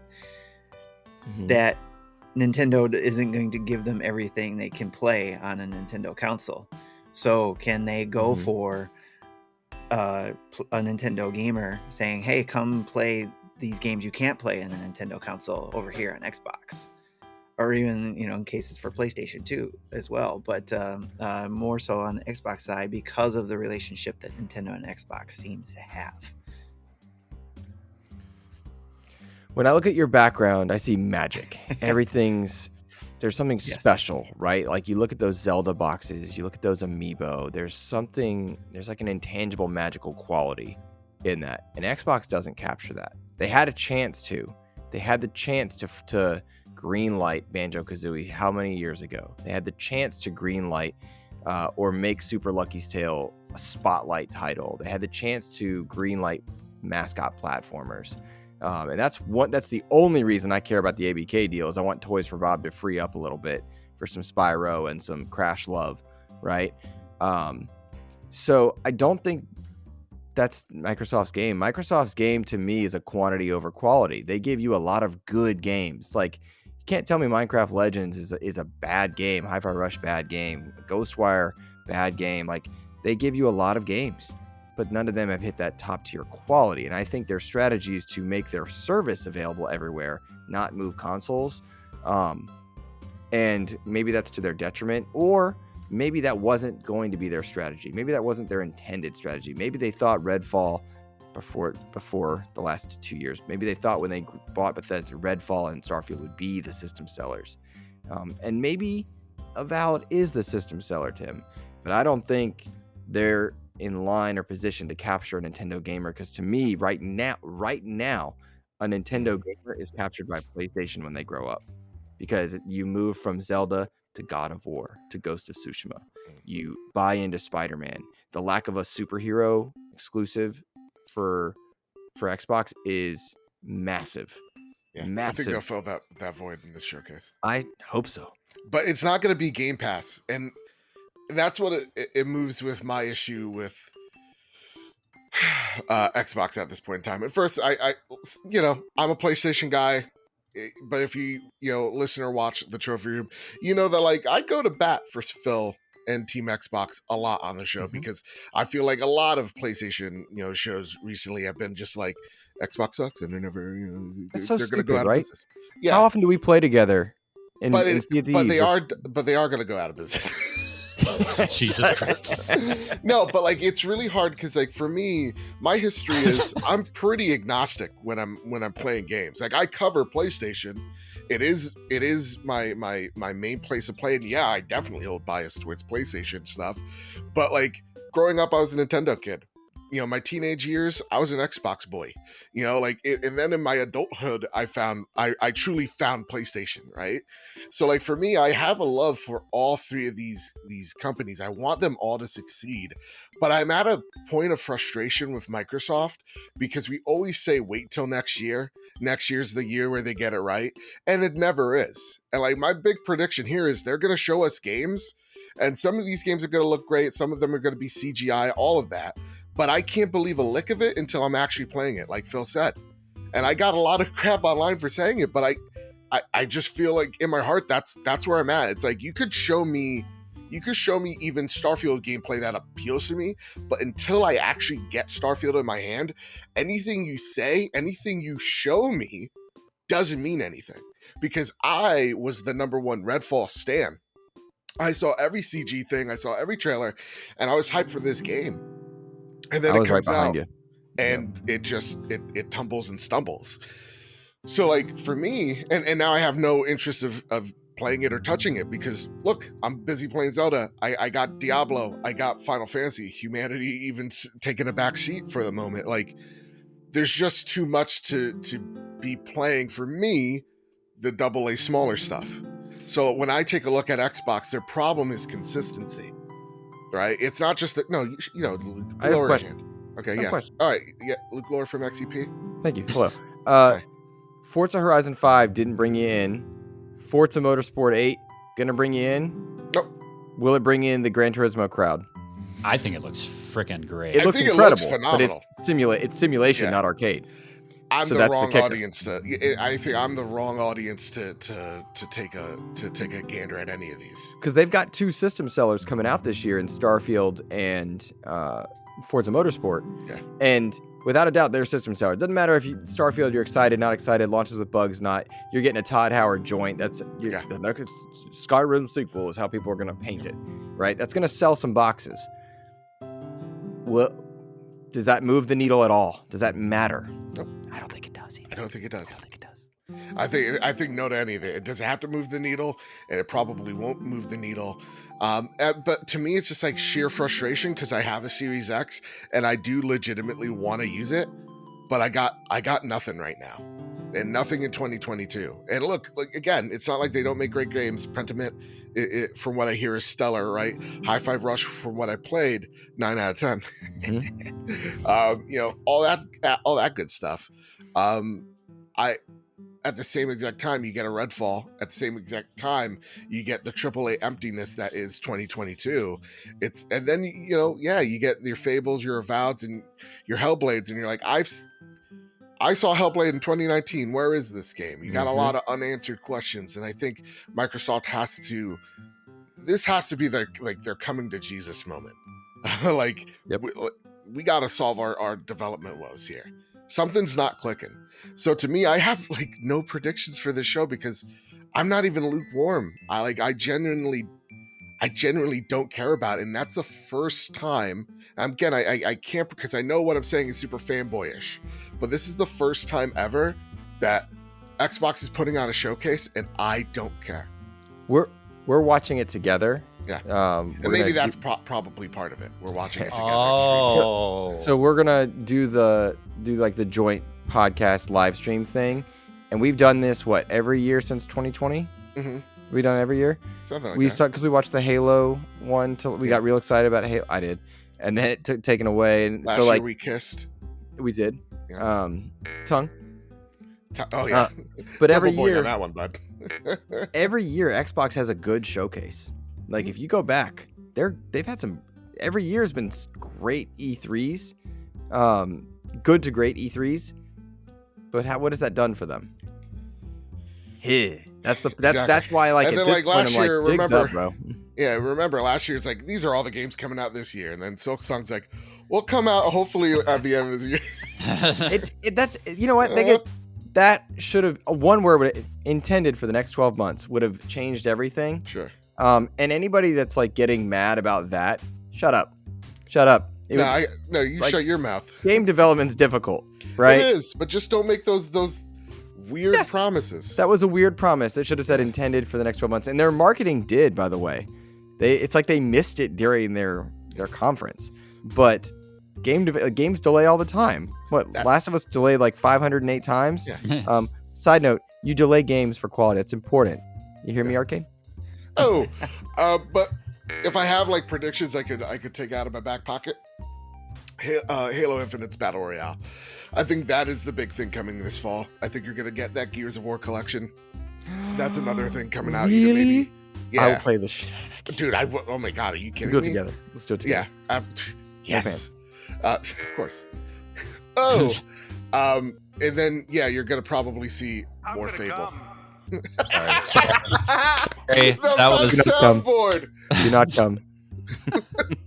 That was inappropriate. No, that's the best soundboard I've ever heard. That's in my one of our life. favorites. Yeah, I use it almost daily.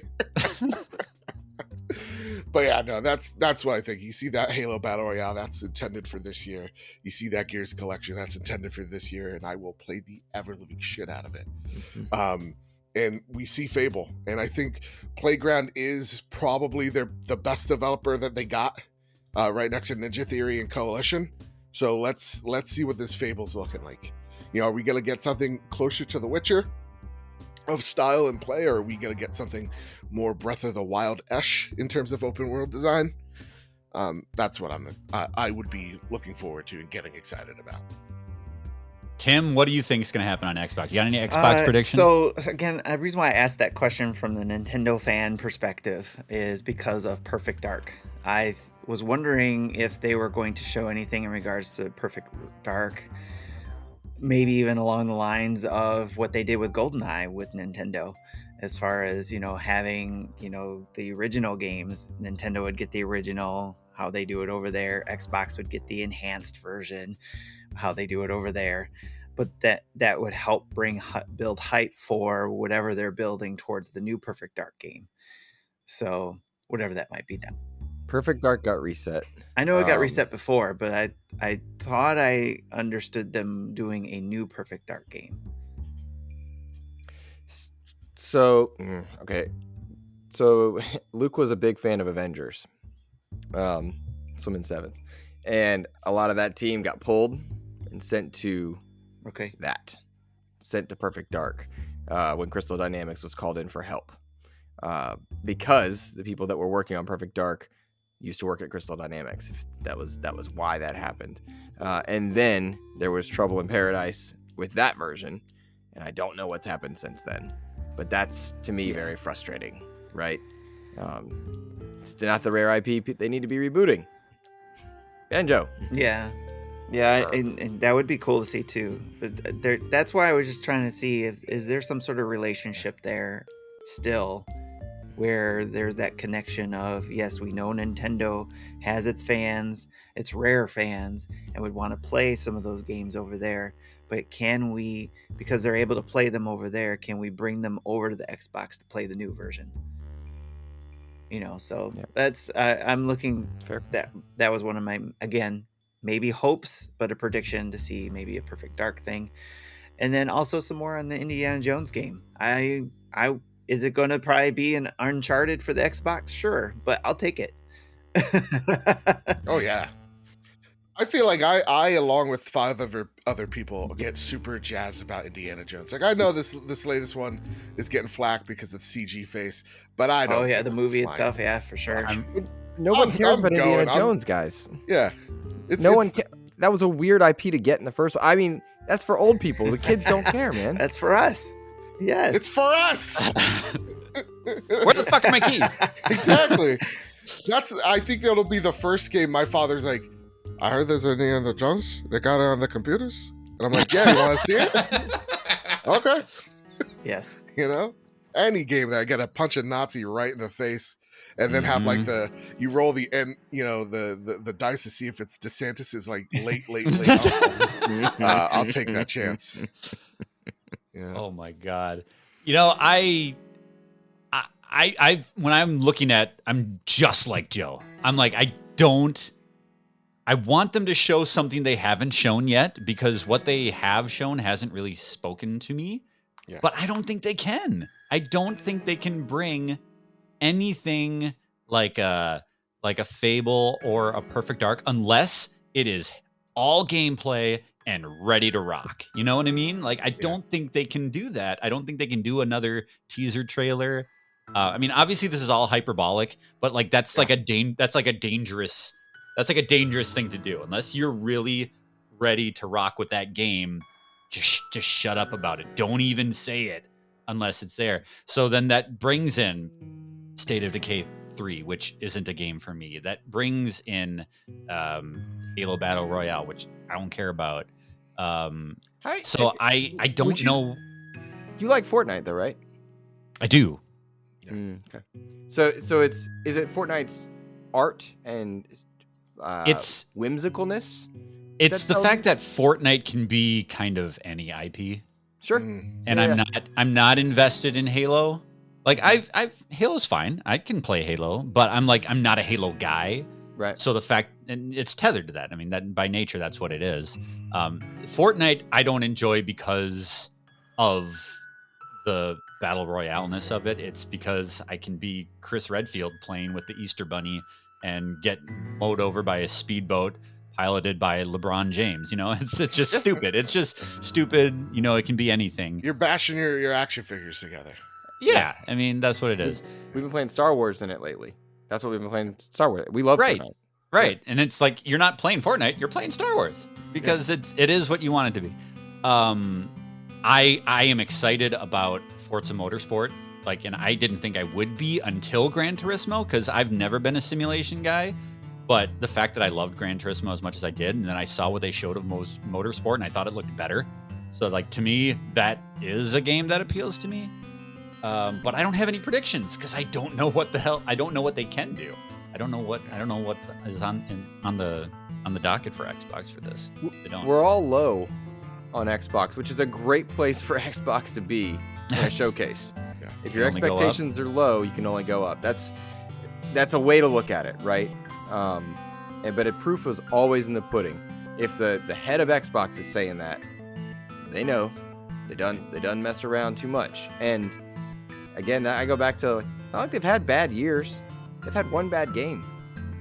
And like even their 2022, they delivered in Game Pass and their live service stuff. Like we forget that Sea of Thieves is growing and doing very well. We forget that Grounded is growing and doing very well. We forget that State of Decay 2 is still getting updates and doing very well. We forget how strongly Microsoft supports its IP. Not to mention Minecraft is out there doing its thing.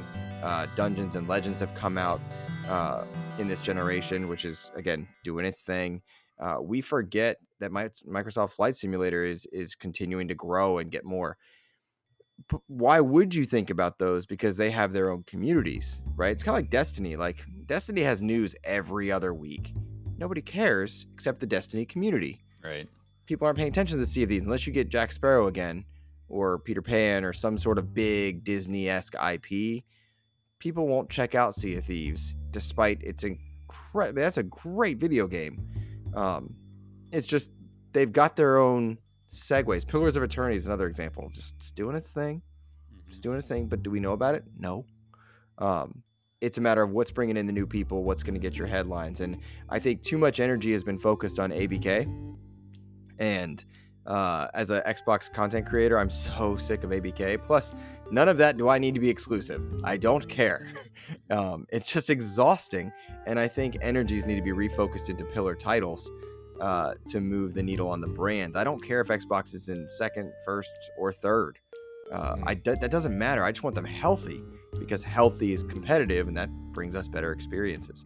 So whatever does happen with them this year at their showcase, my hope is that they've taken some lessons in the Redfall and Minecraft Legends launches, which were both good and bad. They're on the phone. Hey, 60 frames is the standard. Gameplay needs to be the thing. You need help, you ask us ahead of time. If you need engineers, we've got it. The Coalition has an entire division of engineers set to go help you with Unreal Engine 5. Everybody working at, oh my God, who's making Hellblade? Ninja Theory. Ninja Theory, yeah. Yeah, they are built for Unreal Engine 5. Like, we're making this Gears uptick. We're making what is it, the Fallout? Yeah, there's Fallout 4 upgrades for Unreal Engine 5. Like, all right, you need to be ready to go on your stuff. And if they're not making phone calls to stream pipelines, then they've got a problem. Yeah. All right, let's wrap things up with our wild card. I will start.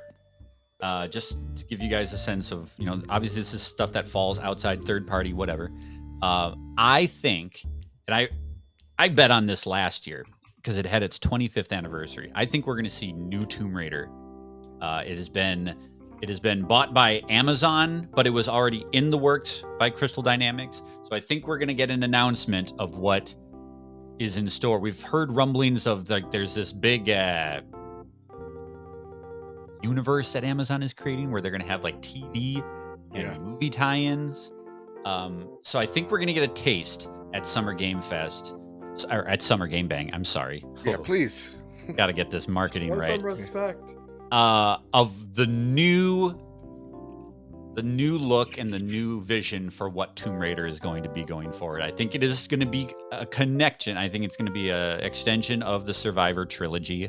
It's not going to be another reboot, although I kind I kind of wish it would be. I wasn't a big fan of the Survivor trilogy, but I do think it's going to be the same voice actress, the same characters continuing, but like a lighter flavor. It's not going to be so everything is depressing and I'm going to murder everybody kind of Tomb Raider. It's going to be more boisterous, fun, colorful action adventure. We're not going to see gameplay, but we're going to see an announcement and maybe like a title of what that game is going to be and a little bit of a glimpse of where Lara is going to next. What do you guys think about that? Any chance? Dope. I like it. More Tomb Raider is always good. I do think though it's a complete reboot. A complete reboot as well. I hope. Do you think they would? Do you think they would again? Oh yeah. Yeah. Even with Crystal Dynamics still attached? Yes. Yeah. Okay. That story's done. Laura's Yeah. story is done. And not for nothing, Tomb Raider doesn't move the needle. Despite the extreme quality of that trilogy. So something new would be cool. And those movies, by the way, with Alicia Vikander, yes, sir. I liked them. I never watched it. Good? It's fun. I mean, they're fun. They're fun. It's better than the Uncharted movie. It's a 7, is Yeah, what well, Luke I mean, is saying. The Uncharted movie was not good, right? And Oh! I thought it was fine. it is yeah, fine. It's fine.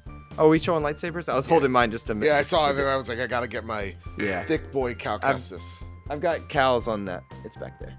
I'm jealous. But enough time has passed, right? Since I played Shadow of the Tomb Raider late, so I have a hard time gauging when that game actually came out. But I think enough time has passed where we should be seeing something on it, right? Yeah. Okay. And It those would be my games. hilarious if we see it at the PlayStation Showcase. I don't know why it'd be hilarious to me. Yeah, right. Why would it be funny? Oh, Because because all the fiasco that Xbox got for doing like an exclusive thing for that game. For some- Oh. yeah, to only people are have mad like for some PlayStation to that was 9 the years same. ago. God. Isn't that wild? 9 years ago. It's changed in 9 years. Yeah. All right, Tim. We want to hear your wild card because I think your boat is pulling up in the harbor.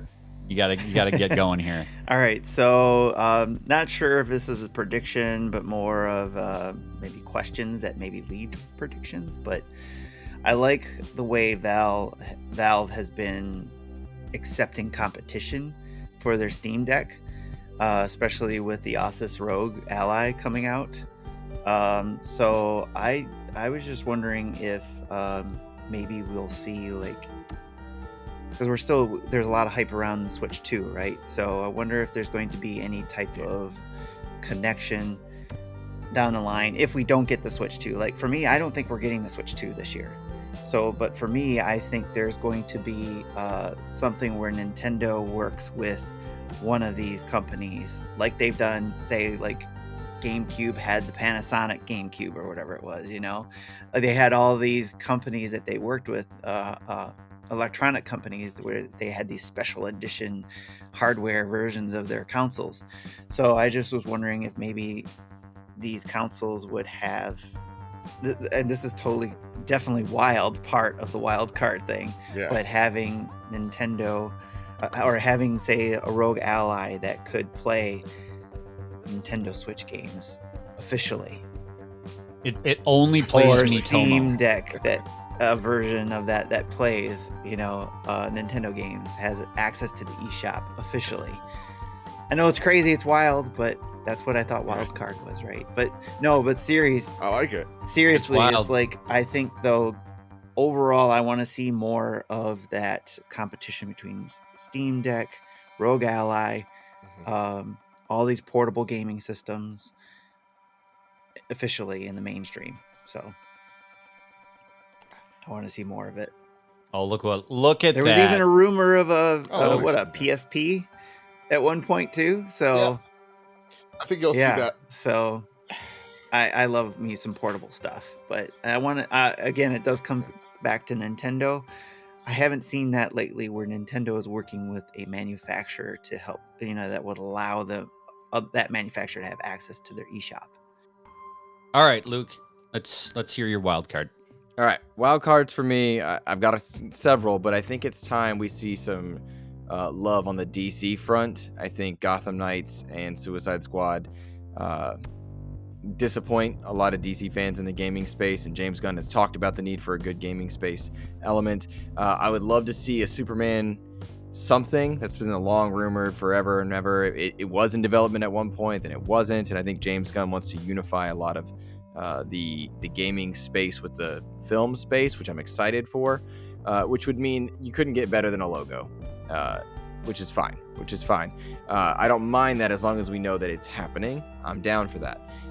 In the meantime, to kind of fill that void, because Suicide Squad is not going to scratch the itch that a lot of people want, you get your Arkham collection, your Arkham remaster. Maybe it's time to bring them into this generation. Would be great, because Arkham Knight was the Xbox One, PS4 generation, and then the other two were... the other three, rather, were PS3 and Xbox 360 games. And that is wild that it has been that long. It has been that long, yeah. And, you know, you can have a lot of Arkham-esque moments in Gotham Knights, but you got to look for them. And that's kind of a bummer. So I really would love some superhero goodness on the DC side. Wonder Woman's been in development. What does that mean now that James Gunn's kind of unifying their vision? There are other superheroes that we could take for a spin there. There's a lot you could do with a lot of DC IP, and I would like to see that. So my wild card is that we see the Arkham stuff come back, you get a Superman logo, and you see some Wonder Woman gameplay. Would love to see a Flash game. Would love to see a Green Lantern game. Is this Flash game, the Flash takes on the state of Hawaii? I will tell you what, man, I'm so excited for this Flash movie, and people are like, yo, you can't like it. I'm like, hey, more than one people made that movie, bro. Like calm it down. I saw one guy got really mad. It's like, more than one person makes a movie, and I'm not going to waste and throw away all of their talent because one person acting up. It's because one person beat up an entire state. I get it. And they couldn't catch him. He was the Flash.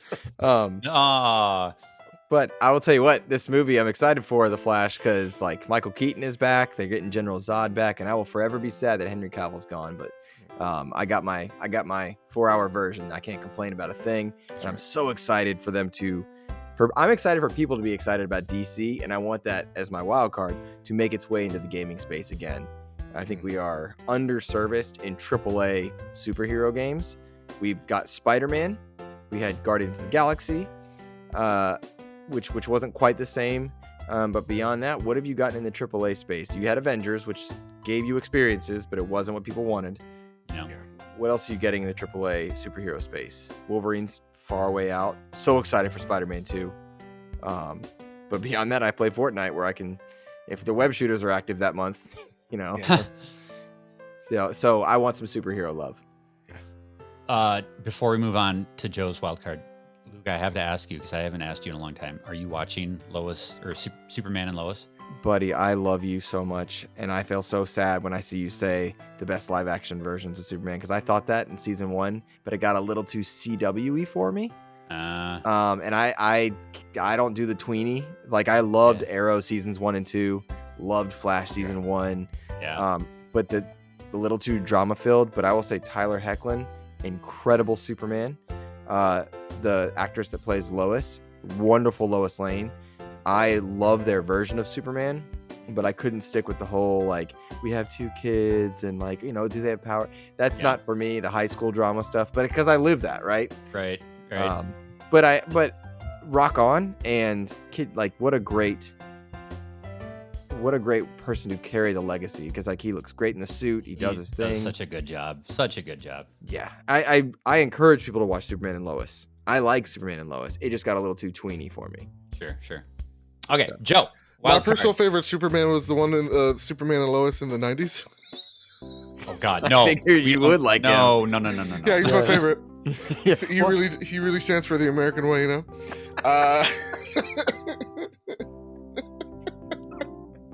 And also, like, the dude that in Xena, Kevin Sorbo. Yeah. God. Oh, hold on. Wait, I gotta get. He's my personal favorite.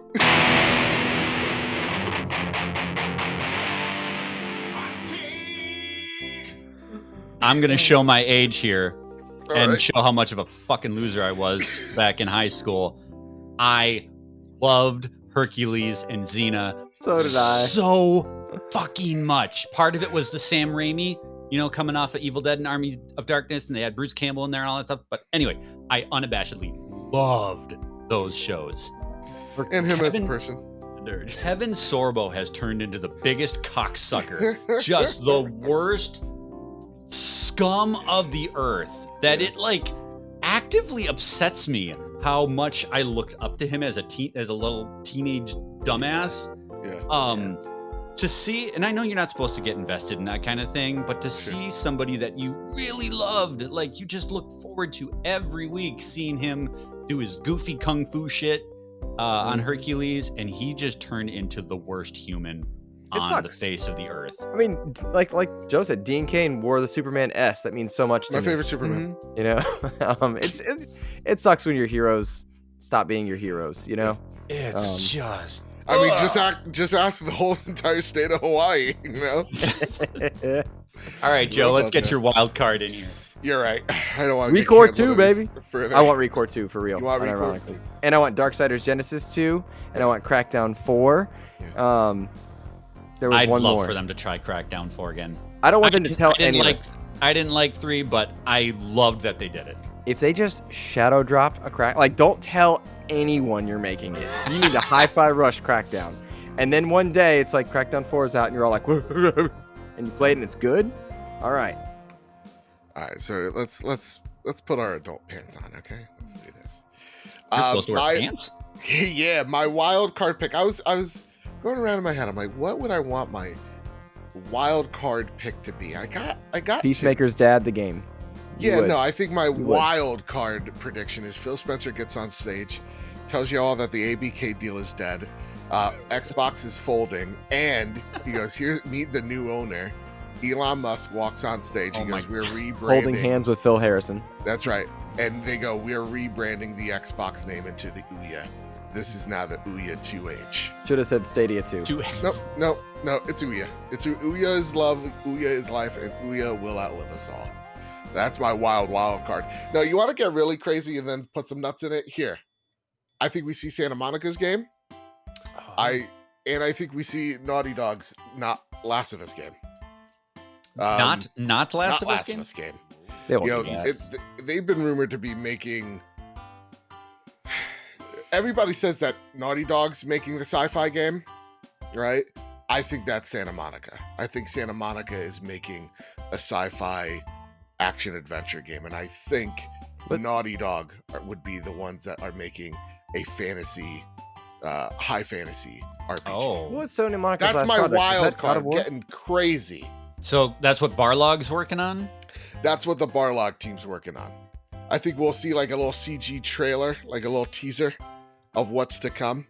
And then we see Naughty Dog. Like, I think Naughty Dog starts and finishes the show. Kind of akin to like PSX a few years back, where they started with, hey, here's Uncharted Lost Legacy, and then finish with Last of Us Part 2.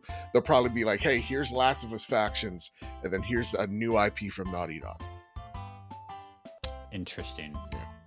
That's my wild card. It's crazy.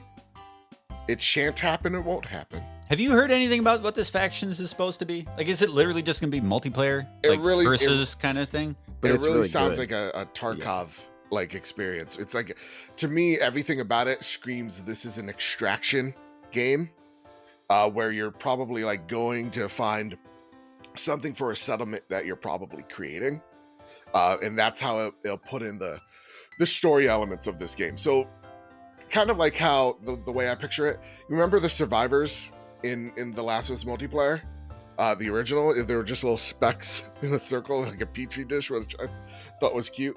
You're actually going to see something more akin to like a Red Dead Redemption 2 style camp with these people that you've met along the way. And the reason why you're going out and extracting things is to further a story that's happening in this post-apocalyptic San Francisco. I think everything about that excites me. If this is like the Division, like, you know, Dark Zone, but amplified and the Last of Us skin on it, that excites me a lot. There's a big market for that is, because Adam, I'm looking at your face. The Yeah. Valheim game I was bringing up earlier for Xbox, huge audience. Tarkov, huge audience. Those survival games, they've got a huge audience. You get one with Last of Us branding, it's going to do very well to bring PlayStation into the live service persistent online game. So that'd be interesting. I could not care less about it, Joe. Oh man, see, yeah, Dude, that and one rubs my elbows. I love Naughty Dog. I love Last of Us. I just don't have any interest in a multiplayer experience with that brand. And not that it is what it is. Like, do what you're gonna do with your brand, but it is kind of a weird thing to have something you're heavily invested in go in a direction that you could not possibly care less about. Oh, they did that with Last of Us 2. They ruined the franchise. Oh! My name's Luke, and I love golfing now. You son of It was a bad game, Redfall for It's a life. great game. It's a great game. You just like this weird power fantasy thing, Oh, I put my games up very easy, so I feel like God, all that stuff. This is what I was hoping for with this show. Yep. Well, That is what I guys, those are our predictions. So at the very end of the show, we wrap things up with something that we call the caboose, where everybody brings a recommendation for something outside of the world of video games that they would recommend somebody partakes in, something you might enjoy, something you've been doing. I will begin while you guys think this over, because I'm super jacked. I'm so excited. Today, there is going to be a live stream. That's the day of this recording. So by the time you're listening to this, it'll be on demand. But today, there is a live stream Foo Fighters performance as they gear up for their new tour, for their new album, which comes out in a month. I am the biggest Foo Fighters fan. I love this band. They've got a lot to live up to with the passing of their drummer, Taylor Hawkins. This is their first album post his death. So they're bringing an energy and an importance to say that we're still here, we're still making music, and to honor his memory. Today, they're going to be live streaming a concert as they prepare the new tracks, the new music, and the new vibe of Foo Fighters. So look for that on demand as you listen to this podcast. If you are a fan, I'm super I got a excited question. for that. Yeah. Who's the replacement drummer? I don't think they've said. I would imagine for the album, it's probably Dave Grohl. He's probably doing the tracks on the album. But as far as who they're going to take on tour, I don't think they've even announced it yet. So I'm curious. I'm curious to tune in today to see who's sitting at the kit. Yeah. Cool if it was Linkin Park's drummer. Anybody's guess. They did their Taylor Hawkins tribute concerts, and they had different people rotating in and out. So it could be somebody from that. It could be somebody totally new. Unsure. But I'll be tuning in and I'll be loving it. Joe, what do you have to recommend for somebody? What's in your caboose? I mean, I got two things to recommend. First, always Ted Lasso. That show is just it's medicine. Like, it's good medicine. It cures you of all your elements, or ailments rather. Love that show. Love season 3. Just love it. Second, I would like to just say, in like 2 weeks, I'll be experiencing Into the Spider-Verse 2, or Across the Spider-Verse. I am so excited. That movie means so much to me. The first movie is my favorite movie of all time. So, like, for me, I'm gonna be a very emotional boy walking into that theater, because that movie is important. And last but not leastly, because this show does not get the love that I feel like a lot of like Twitter gives to something like a Ted Lasso or a Mandalorian or any of that, everybody should be watching Yellow Jackets. It's on Hulu. Yellow Jackets is about a high school soccer team who gets who suffers a airplane crash in this mysterious mountain range, and they have to survive. And it's a 2-story like arc that's happening at the same exact time. You're seeing them in modern day, the survivors, and then you're seeing what happened during the time of the crash. And It's a little losty, huh? It's a little losty, and the little like spice to it is that there is a cult element to it, a borderline satanic element to it. That those hills may have eyes. You know what I mean? So that show's legitimately great. The performances of the entire cast is phenomenal. Go watch Yellow Jackets. That sounds right up my alley and appropriate because this is episode 108. And if you're a fan of Lost, episode 108 means something. Luke, what's in your caboose? So much. I want to point everybody to Star Trek Picard season 3. That show is medicine for anybody that grew up on any level of Star Trek. Skip seasons 1 and 2 of Picard if it's not your thing. I should, right? Yeah. I'm like halfway through season 1 and I'm like, this is supposed to be good, right? It's not bad. It's not good compared. Like go watch season 3. Skip 2 altogether. Go watch 3. It takes good care of you. You don't need to go back. It fills you in just fine. Perfect. You need to watch season 3. There is some of the best acting I've ever seen from Todd Stashwick in that show. Underused, and I really hope we see more of it. But that show is pure happiness, and they put the Star Wars and Star Trek, which is really cool. You'll absolutely adore your time with Star Trek Picard season 3. If you're not a Trekkie, 2 Nathan Fillion joints that people should watch: The Rookie and Castle. Both are lighthearted shows that take serious subjects and make them lighthearted, and my wife and I enjoyed both of them a great deal. The Rookie is solid, good cop show, and Castle has been a long-standing show that's been out for a long time, but we're just now experiencing it, so that's fun. Fantastic. I want to thank all of our panelists. Tim Aulph obviously had to take his boat early. He is from the Nintendo Dads podcast, so make sure that you check those guys out. They are long-standing friends of Mega Dads, but not as good as Mega Dads, obviously. Luke, why don't you tell everybody where they can find you, where they can listen to you, where they can watch you now? Sure. You're growing. You're a growing boy. You also are a long-standing friend of the show. I can remember you reaching out to us, just a wee little lad. Just a young boy. Hey, guys. I've been listening to you guys. I think it's great. It's true. I one day want to be a podcaster too. It's true. I don't think Elliot was even born. Probably not. Yeah. And now look, years later, you still want to be a podcaster. I appreciate that. Oh shit. We should. Oh. Well, first of all, before I plug XEP, I want to thank Joe for skipping his clan meeting. It was good for you to be here with us. Thank you for Jesus that. Christ. Yeah, so you can find me over on the Xbox Expansion Pass on all your podcast services and on YouTube. We focus a lot on interviews as well. I most recently had on Erica Lindbeck, who is known for a number of different animes, but also big time games, Fortnite, Cyberpunk, Hi-Fi Rush. Just a really prolific voice actor. Also had the developers of Last Case of Benedict Fox, an Xbox exclusive. They were on just recently. Check out XEP. It would mean the world to us. We have a wonderful Discord community as well via our Patreon if you're interested in that. But in short, just check out the show. We really appreciate it. Positive vibes. We don't dump on PlayStation. That's not fun for us. Logan and I enjoy celebrating games, not dissing them. So tongue-in-cheek here and there, but never grumpy boys. We appreciate gaming in general. So yeah, XCP, check it out. Wonderful. Joe. Yeah. Let's hear. I know you have the most well-rehearsed spiel. Every time I've talked to you, you roll this sucker out like it's tattooed on your. Insincere. He doesn't mean it. Let's do it. Let's hear it. My name is Joe, and you can find me.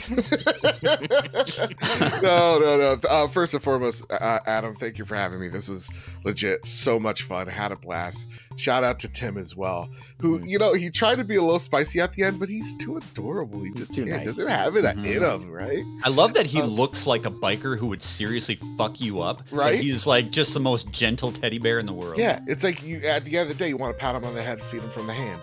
Like, he's just adorable man.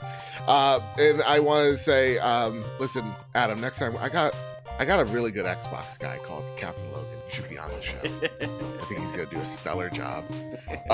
You can find me, of course, over at The Trophy Room, a PlayStation podcast made by the players for the players, where each and every Thursday, me and my best friend Kyle talk about the latest, the greatest in all things PlayStation. This week is going to be our biggest week ever. We got a mystery guest joining us. We got the PlayStation Showcase that we're reacting to live on Wednesday at 4 p.m. EDT time. So go watch us there. Follow us at PS Trophy and get all your updates. And you can follow the show over on Apple Podcasts, Spotify, Google Play, wherever pods are caught. You can catch us there. And rate us 5 stars because we are 35 reviews away from reaching 1,000 reviews worldwide. Why? Holy crap. I know, right? Congratulations. I never thought this day would come. And I've only paid for half of them. But yeah, 5 stars get you in to win a copy of Diablo 4, however much that means. Yeah, and it just helps us out. It makes us feel nice. So yeah, follow us on all the places. And again, Adam, thank you so much because this was legit a blast. This was a blast. I always, last year I did the Spotlight series where I talk to people one-on-one, and it's always my favorite part. Megadad's Live is not typically a guest-centric show, so I always love reconnecting with folks, especially people like you guys who I've known for so many years, and we've gone through a lot of highs, a lot of lows, and just experienced so much together as friends. Like, I really genuinely consider you guys as friends, even Tim, even though he left early. So I love talking to you guys. Let's do it again. And for Tim, for Luke, for Mr. Badbit, this is Adam Leonard saying, I'm gonna come. We'll see you next month on Megadad's Live.